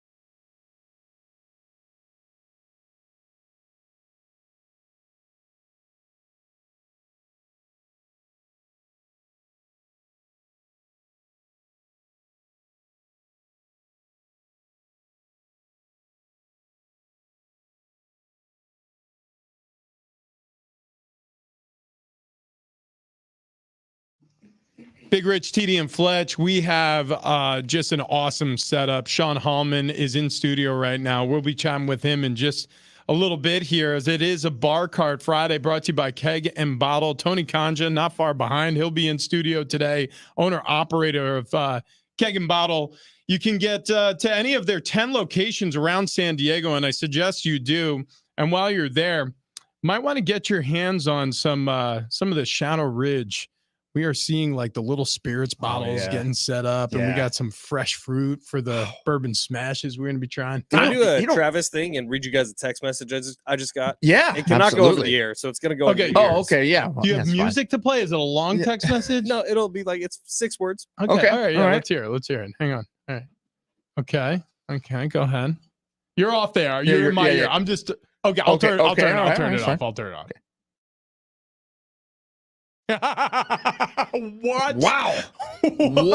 What were you? I don't know. What were you making? Hang on. I can't even say this with No, there's nothing we present can company say. in the room, because I want to say something back to you that you should text to her. Hang on. I'm going to text it to you. But there's nothing we can say on air that would make this makes any sense. And I'm baffled because I don't really understand it. I'm thinking, is there someone else in my kitchen doing something? Oh, wow. Well, yeah, that's a good point. Yeah, but it has to have your particular scent. Hang on, everybody. Because we cannot say these words on air. Everybody, read the text I just sent to the group. Say that back to Kendall. Yeah. And sleep on the couch for like a week. No, but you got to do it for the line. That is a good line. Oh man, that is great. Wow. You know what? Also, as we're staring down a Bar Cart Friday here, brought to you by King and Bottle, 10 locations all throughout San Diego County. We're starting a new diet. Yeah. This is happening. Mm-hmm. So we all three independently met, and I believe Kendall was on the phone with you. No. Okay, so Sarah was on the phone with you. Well, she was supposed to be. She wasn't. Okay. So Ann jumped on with me because I had her look at it, and she was like, "Yeah, all right, I'll try it." So Kendall's gonna do most of it. She's Yeah. gonna do the diet part. all of the it. diet. Yeah. So was Sarah. Sarah's on board. Okay. So we were sitting there getting the news of this diet, and I am nervous and excited. Although I will say I'm super pumped that for the first 2 days of the diet, we just get to go absolutely hog wild. Yeah, we get to eat between 5,000 and 6,000 calories a day for the next 2 days, starting today, which I haven't had a single calorie today. Need to start upping it. But I like the fact that somebody went, yeah, your fad diet thing sucks. Let's go ahead and figure out a way to do this the correct way. Yeah. Somebody legitimately called a doctor who we'll be talking to all of our listeners about coming up next week. We can't tip our hand too far here, but we'll get to that. So look, a commitment's a commitment, and and here on this show, we actually have contraband now. Here on the show, we stick to our word, and although it may be more difficult in the coming weeks. So Ben one day randomly showed up with the Pocky One Chip Challenge. Now, this was not discussed. It was just something he decided to do. And he said, Travis, you're going to eat that today, and we're going to just film you and see how spicy it is. Would that not have been great for TikTok? I would have loved to see it happen. Travis was not happy with that decision being made for him. So we decided instead, we're going to do this. We're going to do this to the loser of our NFL pick'em for the season. Right. Well, Pocky has removed all of these chips from the shelves. We should sell it on eBay. Well, I bet it's like, it might boost in price now. I don't even know if that's legal. Is it not legal? Why? I don't know. I mean, like Pocky pulled them from the shelves. Still in its original packaging. They put out a statement at their Pocky inside. I shared it. Here it is. Put it in the same because someone died. It said, the Pocky One Chip Challenge is intended for adults only. We've seen an increase in teen usage of the product.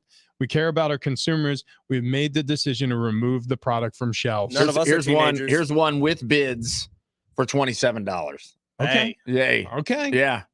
There's a case of them for $165. I mean, the $27 though, I only paid $9.95 for it. Yeah. I'm talking over 50% ROI. and really bump up the shipping on them. All right. Yeah. We have a lot of plans. Ben has a text to send to Kendall, and we have a Bar Cart Friday coming up in just 5 minutes. Stick around.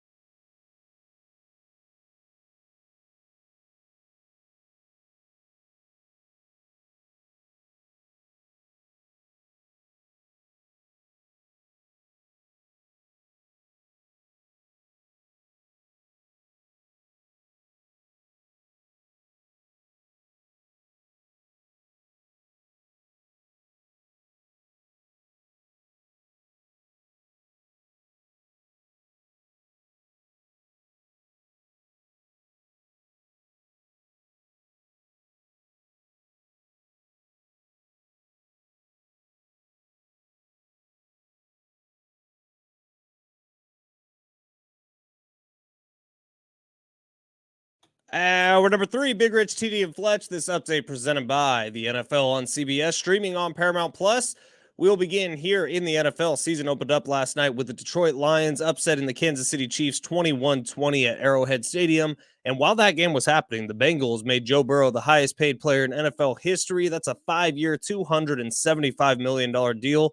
Basically, Tony Conja with all that dough.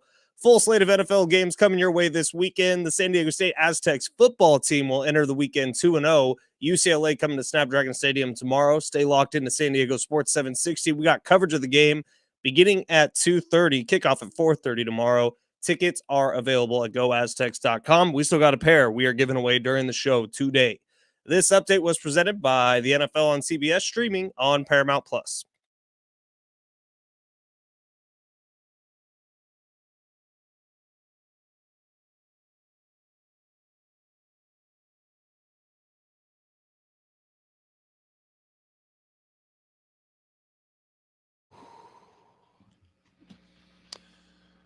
Yeah! Woo! Happy Friday to those who celebrate. It's Big Rich, TD, and Fletch with you, and we're very happy on this Friday. We've discussed this many times already, but the NFL is back. The NFL is back. We have Thursday Night Football, Chiefs, Lions. Lions prevail, 21-20 final there. Jared Goff looked pretty good. David Montgomery looked pretty good. Patrick Mahomes looked out of sorts without Travis Kelce. There were a lot of storylines flying around last night. You just mentioned it, Ben. Joe Burrow gets broken off in a big way. Yeah. Biggest contract in NFL history. But all of that pales in comparison to the level of excitement that we feel when it's a bar card Friday. That's what I'm saying. That's what I'm saying. Man, yeah. What a display out in front of us here Yes, beautiful. beautiful. As Sean Hellman, owner distiller, Shadow Ridge Spirits Company, in studio today, which I already made a remark of this while we were in the break here, but every single week when we have someone come in, they bring out the bottles and I'm like, gosh, man, those are beautiful. Yeah. These bottles right here, Sean, are a masterpiece. I want these up on a shelf. Yeah, these are cool. These Thank are you very really, much. really cool. Thank you. This is so what did you we were talking about Cool, man. you said it was a cigar label. That was the Yes. that Yeah. was the thought process going into the design of them. Yes. Yeah, it's cool. They're very neat. What got you into spirit making? Because you're a Navy man, right? Yes. Veteran, and you still work with the Navy, but this is a side project and a passion. How did you get into it? So I was a home brewer for years. Yeah. And I ended up doing the brewing program at UC San Diego Extension. And one of the instructors was Yusef Cherney from Ballast Point and Cutwater. Yeah. And he started the spirits competition at Del Mar. And so I was a steward for that for a couple of years. So I met a lot of local distillers. Yeah. And then out of the blue, one of my friends asked me, he's like, hey, do you know how to make moonshine? And I'm like friends do. yeah, are we talking unaged whiskey or are we talking you want to sell it out of the trunk of your car, which is a felony? So, it was the unaged whiskey. Right. So we kind of went down that trail. And Meaning you became a felon. no. I have a security clearance, so no, that was not in the car. That's what paid my mortgage. Yeah. So so we went down this trail, and then he decided, it just wasn't the right time for him. So I went to my wife and said, hey, do you want to keep doing this? And she's like, sure. So started distilling, and I use a lot of my brewing background. I like using a lot of different, malts and everything. It's just a creative outlet for me. Yeah, dude. I mean, we're pumped that you're doing it because just on smell alone, whatever it is that was just passed to us in these beautiful glasses, I'm sniffing it. I mean, it smells like a bourbon, but I have no. Is it your bourbon? Yeah, it's our bourbon. Okay, right on. So what do you call these glasses, Tony? Glencairns. Glencairns. I was like the Helen Mirren. that's No, right. it's Yes. the proper one. They both won Academy Awards. Yes, absolutely. Oh gosh, it smells so good. So this is your bourbon. Tell me a little about it. Like what goes into making it? So bourbon has to be at least 51% corn. It's a whiskey, so it has to be all grain, at least 51% corn. Distilled in the United States, and then it has to go into a new oak barrel between 120 125 proof. Okay. So my bourbon is 53% corn because I don't think corn has a lot of flavor. And that's why we slather it with butter and salt and pepper. And so I wanted the other malt. So I use 3 different barleys, a touch of rye, and a touch of wheat. All right. All right. So All this right. is the Shadow Ridge Bourbon. Let's give this a sip. So it's that 90 Yeah. proof. Ooh, I Yeah, like that'll that. do. That'll do. That is nice. Yeah, that's real good. So Wait, what was the proof? 90. Navy strength. I like Yeah, that. wow. Yeah. This is Okay. real tasty.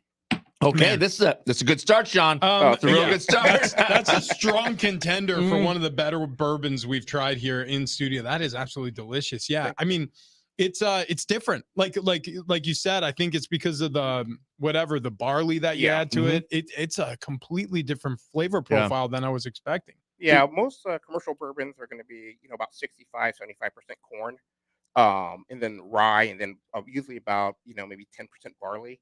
And so I just wanted to, fill that back with some different malts to Yeah. give it a little more body. Yeah. Hey, I mean, in general, when you're making moonshine for your buddies or bourbon for yourself, like, I mean, do you have like a group of like close people who you're like, hey, try this out, try that? Like, how do you decide what tastes right? And you're like, yeah, let's throw it in the bottle. We Distillers Guild meeting. Oh. Yeah, we'll come and then we'll all bring bottles and we'll just, find out, because I mean, those are going to be the toughest critics. I know in in San Diego, there's a lot of people that like bourbon, but guys that are making it, 7Ks, Henneberry, Pacific Coast, those guys appreciate it. Then I feel very confident about my. Do you guys my meet like in the back alley of a warehouse in a dark abandoned Yeah. street? No, Yeah, we meet A at brick Keg and building. Bottle, Del Cerro. yeah. Speaking yeah. of which, He knows 10 a guy. Tony, 10 locations throughout San Diego. You guys are going to be packed tomorrow night for the Aztecs UCLA Sure. game. We have tickets for that game. So if you want to win those tickets, you need to light up the phone line right now, because we're going to be playing some tailgate trivia, and the prize is Aztecs tickets. That's right. All right, That's yeah. right. You, Sean, you're wearing your SC hat. Fight on. Yeah, fight on. A big fan of USC. Yeah, I went there for graduate school, and but I was a fan before. My cousin played football and coached there. Oh, wow. Yeah, my cousin are Nate and Willie Shaw, and son David Shaw was the coach at Stanford. Oh yeah, Oh, no, wow. yeah, Okay, yeah. yeah. Coach Shaw. I mean, by the way, awesome coach, awesome man. Got to talk to him and meet him a couple of times, and did really well there. I mean, he was Yeah. with Andrew Luck during his time. They had some good teams after Luck left in Stanford. Yeah, that's and by the way, yeah, USC, their next opponent is Stanford, right? They're hosting them this weekend. Yes. Yeah. Yeah, Hmm. so a little bit of so it's a shame that you guys don't have a quarterback though. That, Oh no, that really that guy. stinks. No, Yeah, yeah. I Yeah, mean, because honestly, football is really about the quarterback, and Caleb Williams just. Sucks. I just don't think. I mean, I just don't see it. I don't think it transfers to the next level. So- I think next year it's going to be called the Williams Trophy. So, Tony's getting ready to pop the next bottle yeah, here. yeah. Let's give it a. Oh, that was That was- crisp as hell. That was. Tony's an Wow. expert. How come when I was doing it, it was like, I know you somehow made a bourbon bottle fart. It was gross. Oh gosh, if only Well- people could hear what Ben whispers in our ears during yeah. these But obviously, shows. Yeah. best they don't. Yeah. But yeah, Ben, you said we have those Aztec tickets to give away. We should do that right now as we're pouring up the next bottle of bourbon here with a little tailgate trivia. It's Friday. And if you ain't grilling, you ain't living. Let's do a little Friday tailgate trivia with Big Rich, TD, and Fletch. Yeah, wow. it is tailgate trivia. It is the game show that has swept the nation. As I think are we sniffing on the rye? Is that what's Yes. coming up next? Okay, Yes. We're sweeping yeah. Del Cerro. That's Yeah. what we're sweeping. Yeah, we're sweet. Yeah, absolutely. Gosh. This is such a different nose on this one than the last one. Love it. I love Yeah. it all. All right, Gosh. let's not taste it yet. Let's play Okay, a little okay. tailgate trivia, and then maybe we'll take a sip in between, especially depending on how our listener is doing. Yeah. Here. Ben Fletcher brought up Transformers for some reason at 6:00 this morning, which that turned tailgate trivia into Transformers edition. Yeah, I'm here for it. we had a different. We had a whole different idea, and now we're doing Transformers trivia. Well, if you remember why I brought it up, Rich was talking about back in his playing days, which was around the time Transformers was very popular. Yeah. Oh, He was saying how he would talk smack or he would just goof around during on the field Mhm. during war. And I said, "Oh yeah, did you see the new Megan Fox movie? She looks super hot." Dude, Transformers. Yeah, Boom. she really did. She that really, makes really all the did. sense in the world. Mhm. I mean, I follow that logic. Logic. Yeah. So Nick is joining us on the line, ready to play tailgate trivia Transformer edition. You got the tip there, Nick. Do you know anything about the show, the toys, the movies, Transformers? I feel like I'm good on this one. All right. All right. Hey. All right. I like it, Let's Nick. dive right in then. Yeah, let's jump in. Question number 1 for Nick here. Who is the oldest Autobot in Transformers? Who's the oldest Autobot? Is it A, Ironhide, or B, Ironside? Nick, your answer, please. Ironhide? He got it. He got it. You got it. All right. Yeah. That is Ironhide, unbelievable. yeah. That Very is nice. unbelievable. He's 1 Very for nice. 1. Nicholas, incredible job. Was that a guess? No, I remember it from the cartoon. God, I love Nick. I was a huge Transformers fan, by the way. Shocking. Yeah. I yeah. mean, that I mean, shocks us. I still am a huge Transformers fan. Just saying. But here's question number 2, Nick. You got to get 2 more right. The things that Ben keeps saying Kinda in our hard one ears, today. Nick. Awful things. Here you go. Question number 2. He's done the sex. I'm fairly certain he has. Which toy company is responsible for Transformers? Is it A, Mattel, or B, Hasbro? Hasbro. Wow, Nailed he's it. 2 Nailed for it. 2. Nailed it. He is 2 Yeah. for 2. And you ever go to HasbroPulse.com? No, nobody's ever been there. Oh, what? Nobody's ever been to that website. Wait, I have. All right, cheers. Is that like a dirty Let's- website? Hey, Nick, you're No. gonna have to- No. You could purchase like toys that they're coming out with that are from our childhood. I can't stand that. You know that. How are we friends? I may or may not have purchased some GI Joes. All right. That's fine. There we go. Cheers. Little Cheers cheers. on the That's rye why here. G.I. Joe and Transformers are in the same universe. Yeah. oh yeah. what Get do we a do? Oh, cheers in cheers. front of the microphone. Oh, that's terrible. There There we go. So Oh, that's much the better. post-credit scene in the newest Transformers movie is G.I. Joe. There you go. Both made by Hasbro. So Nick has a 2-0 lead, and we're gonna take a sip of this rye whiskey just for. Oh wow. Yeah, hang on. a second. Wow. All right, so we got Sean Hallman, owner operator of Sean Ridge Spirits Company, in. Shadow Ridge. Did I say- Shadow Ridge. did I You say said what- Sean Ridge. I mean, It's was a okay. big I make all be work. I'm Sean. gonna be Yeah, honest his with wife you, said Shadow. Maybe a name change. Just saying. Wow. It's got a good ring to it. I like the rye a lot. Woo.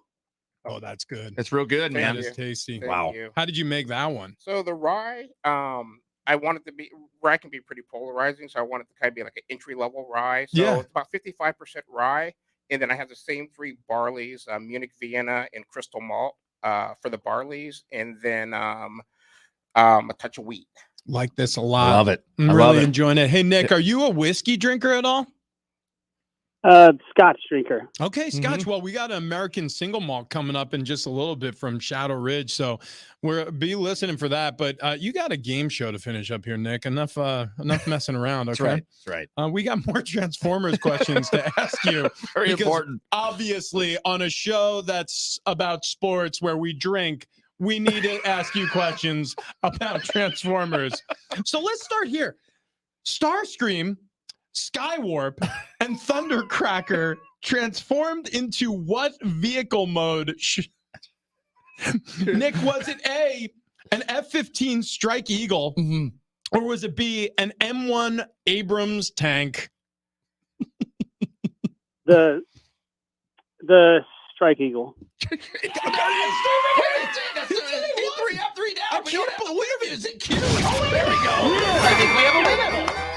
Wow. Okay, That was 3 already? Nick Yeah. is a total nerd, and I'm here for it. And congrats, Nick. You won yourself a pair of tickets to see the Aztecs take on UCLA tomorrow, 4:30. Tickets at info@goaztecs.com. But you, Nick, are going courtesy of Big Rich, TD, and Fletch, and you're already on the line with Ben giving your info. So it's fine. We'll talk later. Yeah, catch you later, Nick, or see you we'll never. drink one for you. Yeah, exactly. Holy smokes. Okay. Yeah. Are you a big Transformer fan, Sean? I watched it when I was a kid. I've seen the movies, but I never could have answered those questions. Yeah. No, Nick is in deep. Whoever you are, Nick, and I know he's distracted right now talking to Ben about his information, but he is a nerd. Yeah. There's no question Yeah. about And I like it. it. Okay, so the bourbon was awesome. The rye is delicious, Sean. Before we get to the next one, the single malt, you're a UFC fan, so does that mean you by nature you hate UCLA? You know what's funny? I have a lot of friends at UCLA. But you hate those friends too.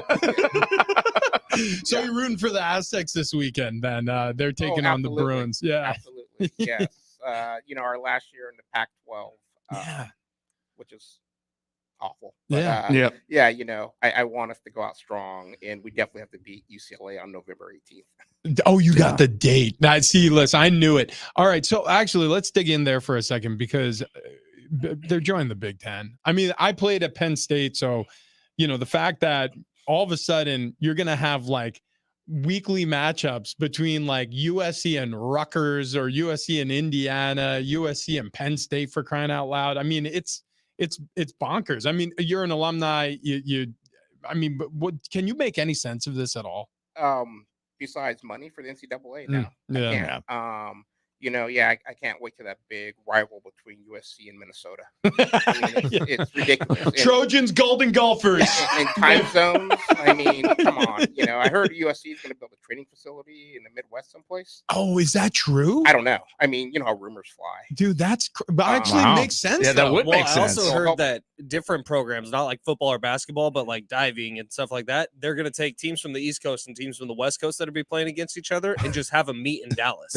Oh, interesting. Denver, Yeah, right? Like big hub Just states. somewhere in Yeah. the middle. So if USC is thinking about that, that's probably where it would go. Yeah, Wow. we're going like a Dallas or Denver. Bummer if you want to go watch your home team play. Right. No, Yeah. it sucks. Like Right. families are Yeah. going to have to choose whether to make the trip to Dallas or stay at their hometown, which the game could have been in their hometown. Honestly, right now with little kids, I have a 8-year-old and a 5-year-old. Like, I'm pretty good just sending them to college and not seeing them for like 5 years. Like, I think that would be okay. Yeah, Okay fine. by me. It's fine. Sean, there's a rumor going around that you like to put root beer in your bourbon. Oh, well, I have. Yeah, I mean, root beer by nature. I mean, root beer has a lot of vanilla in it, and American oak barrels. There's a lot of vanillins in there that the bourbon pulls out. And Yeah. So, I wouldn't do it with a top shelf bourbon, but if I have, $18, $20 bourbon I'm trying to get through, and it's hot outside, yeah, I'll throw the root beer.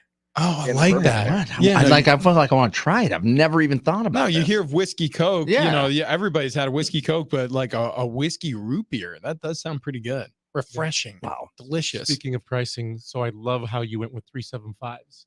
So for most of you out there, regular size bottle is 750 milliliter. Oh, yeah. size. So these are half bottles, 375 milliliter bottles, which makes it very approachable when you're shopping on the shelf. And good products like this are $100 a bottle, especially when they're made locally. It's they're not making 10 million bottles and have that economies of scale. So doing it this way, people can get entry level in the $30 range. Yeah. That's cool. And it makes it pretty cool. Yeah, the half bottles. I didn't even mention that. But do you make full size like the 750 or it's all half bottles? I do not. I Yeah. only do the 375. Okay, cool. Yeah. I think that is you know what? And I'm sure everybody's experienced. One of the things that happens to me is I'll buy a full bottle of something somebody recommends or like it's gifted to you around the holidays. And then it just sits in your cabinet because you can get through half of it. Yeah. But then that second half, for whatever reason, it just stares at you. You're like, well, I didn't enjoy the first half, so I know I'm not going to enjoy the second half. Yeah. I'll wait till company comes over. And then Yeah. you sit down and then nobody drinks it. Exactly. If you're Yeah. going through a 750 a week, they have meetings for that. Yeah, that's a good point. That's a good point too. Yeah, so you're saving everybody from themselves. We're oh gosh, there we go. Here's bottle number 3. What are we pouring up right now? So this is my American single malt. This was actually the first recipe that I came up with. When I first started brewing beer, I started doing porters and stouts because it's easy to cover up the flaws instead of doing like a pilsner or something, a lager, which is very difficult. So I was like, you know what, I'm gonna take the same approach and throw some roasted barley into this American single malt. Yeah. And plus I wanted to see how the malt comes through because I didn't want to buy, more expensive specialty malts. And the flavor didn't come through. So, if you notice, like I'll never give tasting notes on it Oh, because yeah, that's I'm not interesting. going to tell you what you taste. I mean, power percept, is You can be influenced. yeah, power by, suggestion is Mhm. really strong. I mean, Samuel L. Jackson did a movie about it. Yeah, So yeah. this right here, though, is the only one I do. So we'll have like a dark chocolate coffee finish to it. Okay. Why does Tony always want to give me the heaviest pour? Because you're the funniest drunk. What? So what Tony just did, and I don't know if anyone saw it, but Tony walked up to Travis, grabbed the cup he just gave him, looked at Tony's cup that he poured for himself, realized that he poured himself more, switched it with Travis. Listen, I also being hospitable. fine. How come I'm the only one finishing these? What are you only supposed to? Because you're the only person who's ever said, I can't feel my face anymore. That did happen. It did happen. We do have to party because apparently we're going to be put on a diet pretty soon. Pretty much by our bosses over here. Yeah, no doubt. so no we- doubt. we do- However, I looked at it. We can have a couple drinks a week. Yeah, it's like Bar Cart Friday is our alcohol allotment for the Boom. week. Yeah. That's what I'm saying. Which I'm very okay right, with. right. All right. So the American single malt from Shadow Ridge. We're going to try this right now. Let's give it a sip. Okay. All right. Oh, I like that. Wow, I a like lot. that a lot. Thank you. Wow. Is this a little higher proof? No, 90 proof. This, Okay. You know, but it's all barley. So Yeah. it's going to have a different profile across. So I have 2 different single malts. The next one you'll have will be peated. So Yeah. it's going to have a completely different flavor profile than this one. This one, I mean, reminds me almost more of a bourbon than it does like a Scotch whiskey. You know what I mean? It definitely like toned down. I'm guessing the peated will taste more like the lowland, whiskeys that you drink from Scotland. But Exactly. but this is delicious. So both single malts were matured in ex-bourbon barrels also. So I think Okay. a lot of that flavor was imparted in there. Man, that's good. Thank You know what Mm. that kind of that's what I mean. Again, power suggestion, but when you said hot coffee, cocoa, like it reminds me of like a drink that you want to have around a campfire. Like that's the Right. one that I want to pour Right. into a mug, like a stainless steel mug after a hard day in the muck, and just like warming up your boots next to a campfire. That's some good stuff right there. Thank you. 'Cause I'm not a big cocktail guy, but I will make a chocolate old fashioned with this with some chocolate bitters or orange bitters. That sounds awesome. Nice. Chocolate old fashioned. What? Yeah, wait, what? How do you wait. make a chocolate old fashioned? Don't tell us now. That's the tease. Wait, I want to hear that on the other side. We got to run. So much to cover here. We still have a bourbon smash to drink. We got to try the peated single malt from Shadow Ridge. It's Bar Cart Friday, brought to you by Keg and Bottle right here on Big Rich, TD, and Fletch. Coming up next, more from Sean Hallman, owner operator of Shadow Ridge Spirits Company. Stick around.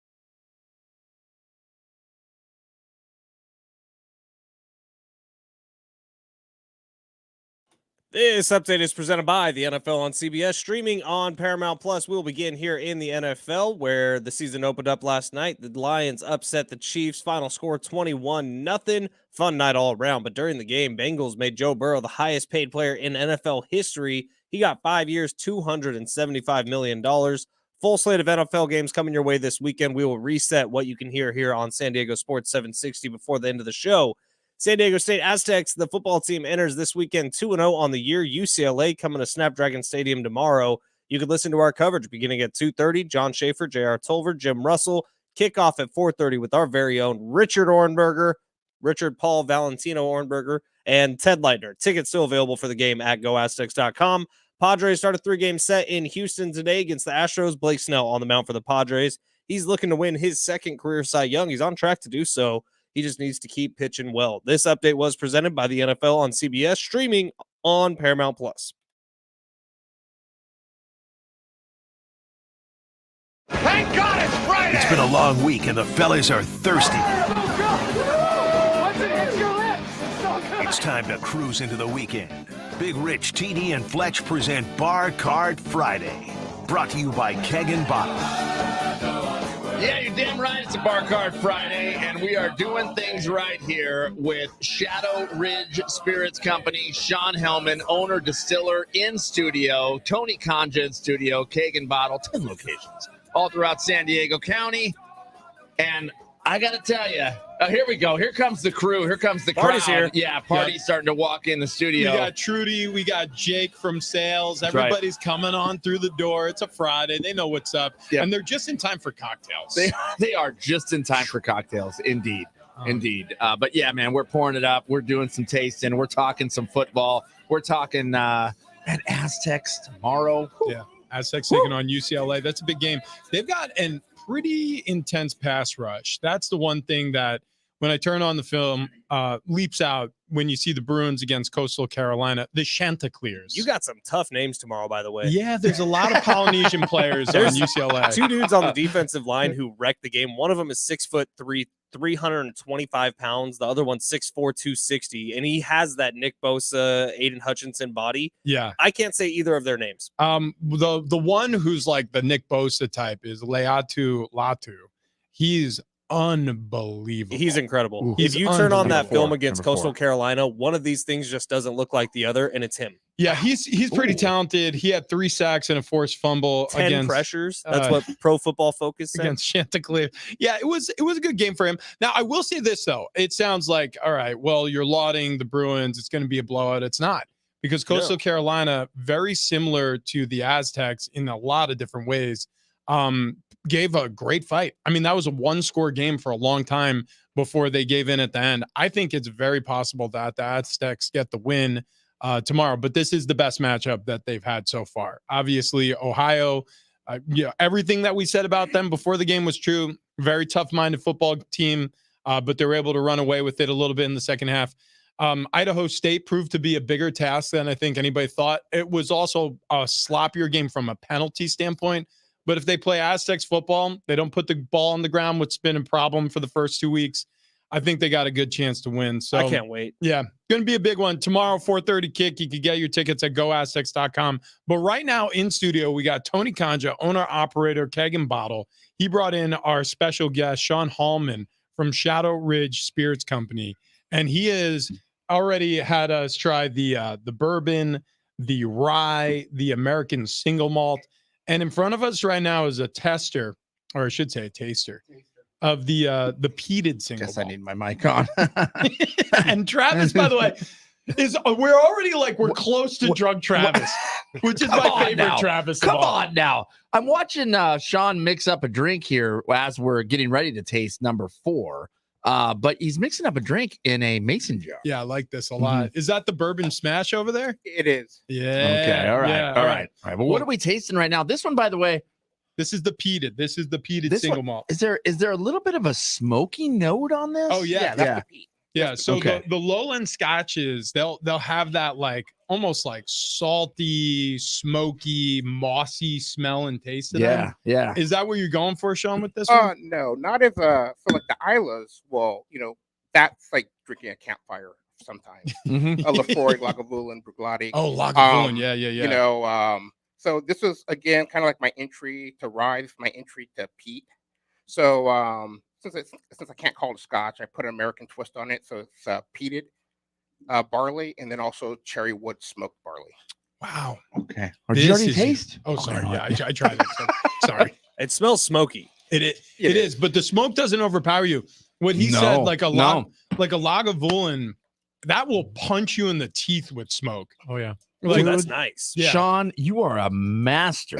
Thank you. Holy smokes. It kind of tastes like I'm drinking So a really good what cigar. did you use to Yeah. give it the smoky taste? So Sean? I used the peated barley. Okay. So when it goes through the malting process, they have to stop the germination with heat. So in Scotland, they used to burn peat bricks underneath it, Yeah. and that would stop it. But that smoke was imparted. So we're luckily distillers here. We can piggyback on all the breweries here. So Brewer Supply Group has a huge warehouse in Oceanside, and so does Country Malt. So we can get pretty much any barley or any grain that we're looking for. Speaking of smoky, when you're not distilling bourbon here and whiskey, you like to smoke some meat. I do. You're right, right, Yeah, right. Hang on Wait a now. second. So you like We're to barbecue a little I bit? do. I Okay, do. yeah. Well, we talk about that a lot here. What's your favorite? You're a brisket guy. You like your ribs. You like steaks on the grill. What do you? Burn-ins. Keep going. Yeah, Yeah, yeah, keep all going. of them? Yeah. Yeah, Pork, yeah. beef. Yeah. What's your number one? What's your best slab of meat? I love a good ribeye. Okay, Yeah. all Love a right. good ribeye. But I I'm with love you. smoking brisket, pork butts, burn ends, you name it. How do you do your brisket? Because I've done 3 or 4 of like those big 14-pounder like Packers. Yeah. And I've done 1 successfully out of I think 3 of them. They're just too dry usually. Patience, low and slow.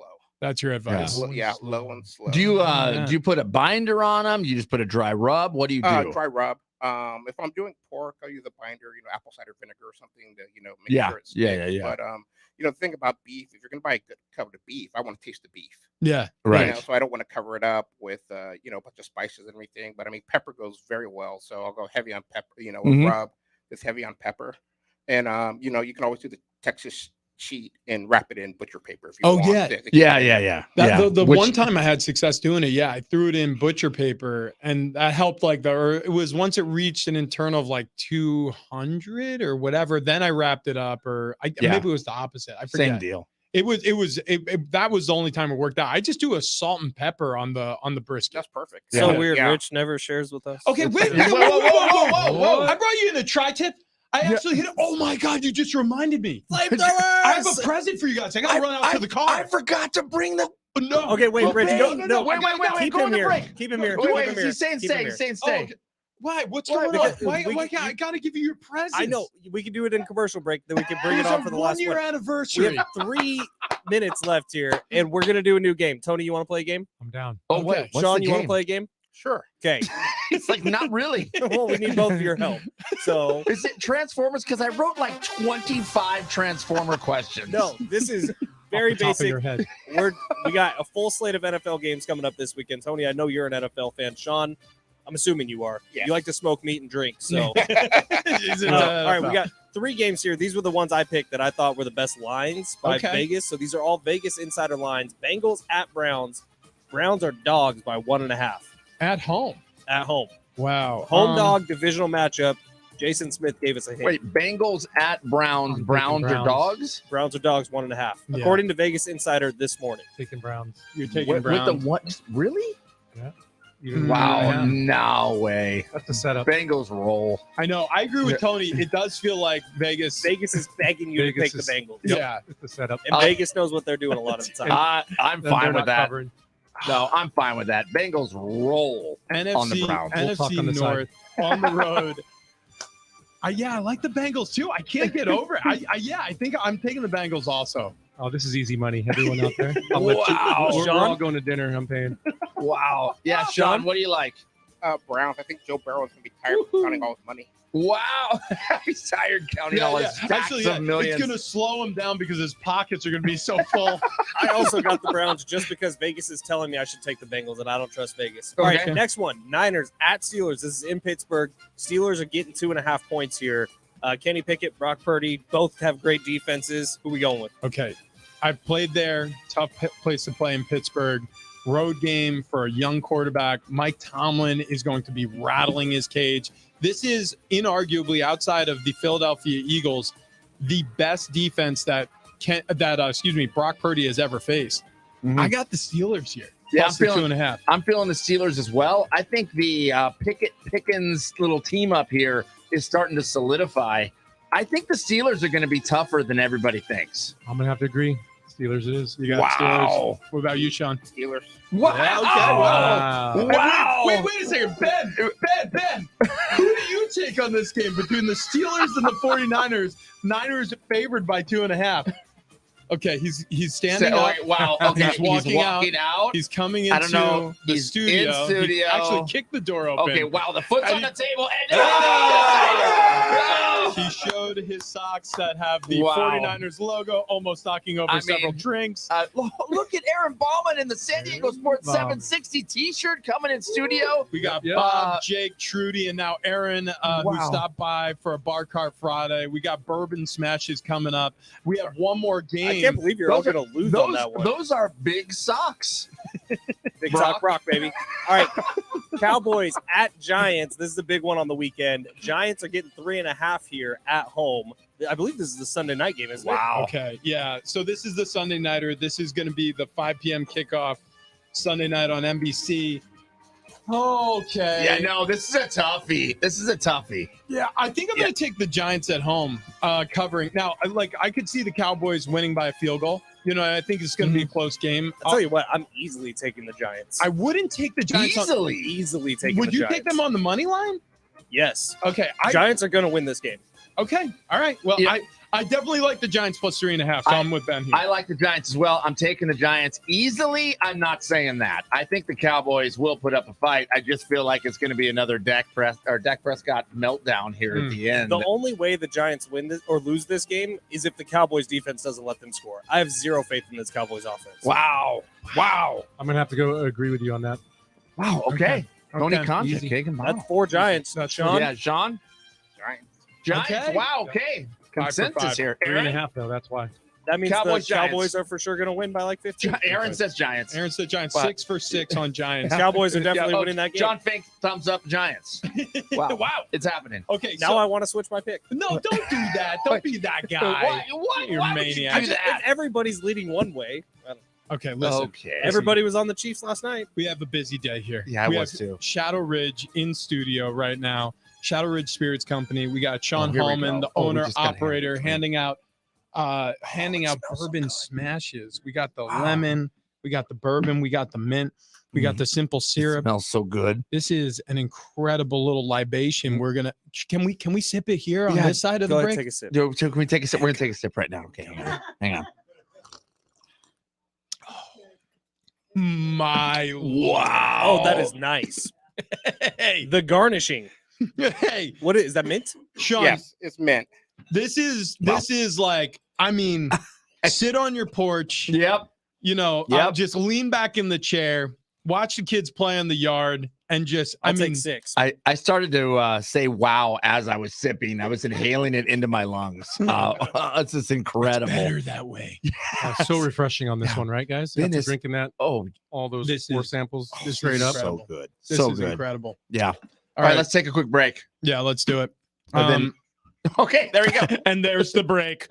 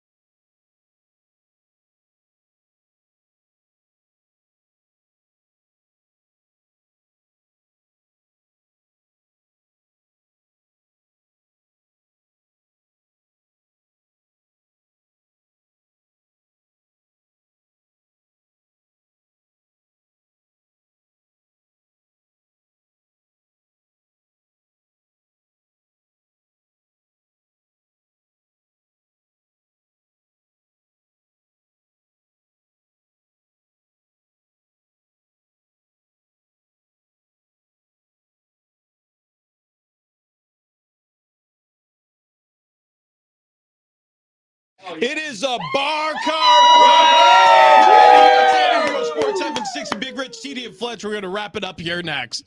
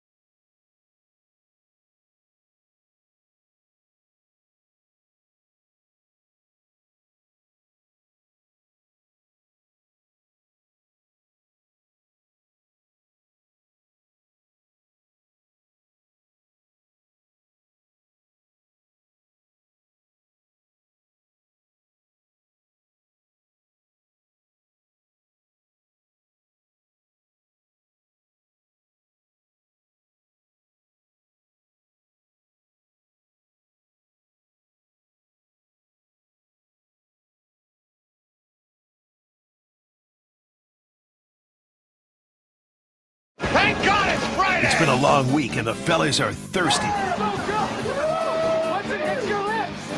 It's time to cruise into the weekend. Big Rich, TD, and Fletch present Bar Card Friday. Brought to you by Keg and Bottle. Yeah, it's a Bar Card Friday. We do it every single Friday. It's always brought to you by Keg and Bottle, but we get different friends coming through. And today our friend is Sean Hallman. He's the owner distiller over at Shadow Ridge Spirits Company. We've tried now a bourbon, a rye, an American single malt, the peated single malt. We've tried the bourbon smash, and now we're moving on to a Navy strength Just got popped. American whiskey that apparently is going to knock our socks off. Sean, tell us about this last little taster we're going to be doing. So the Navy strength rum. I mentioned before, I'm the Navy Surface Warfare Officer.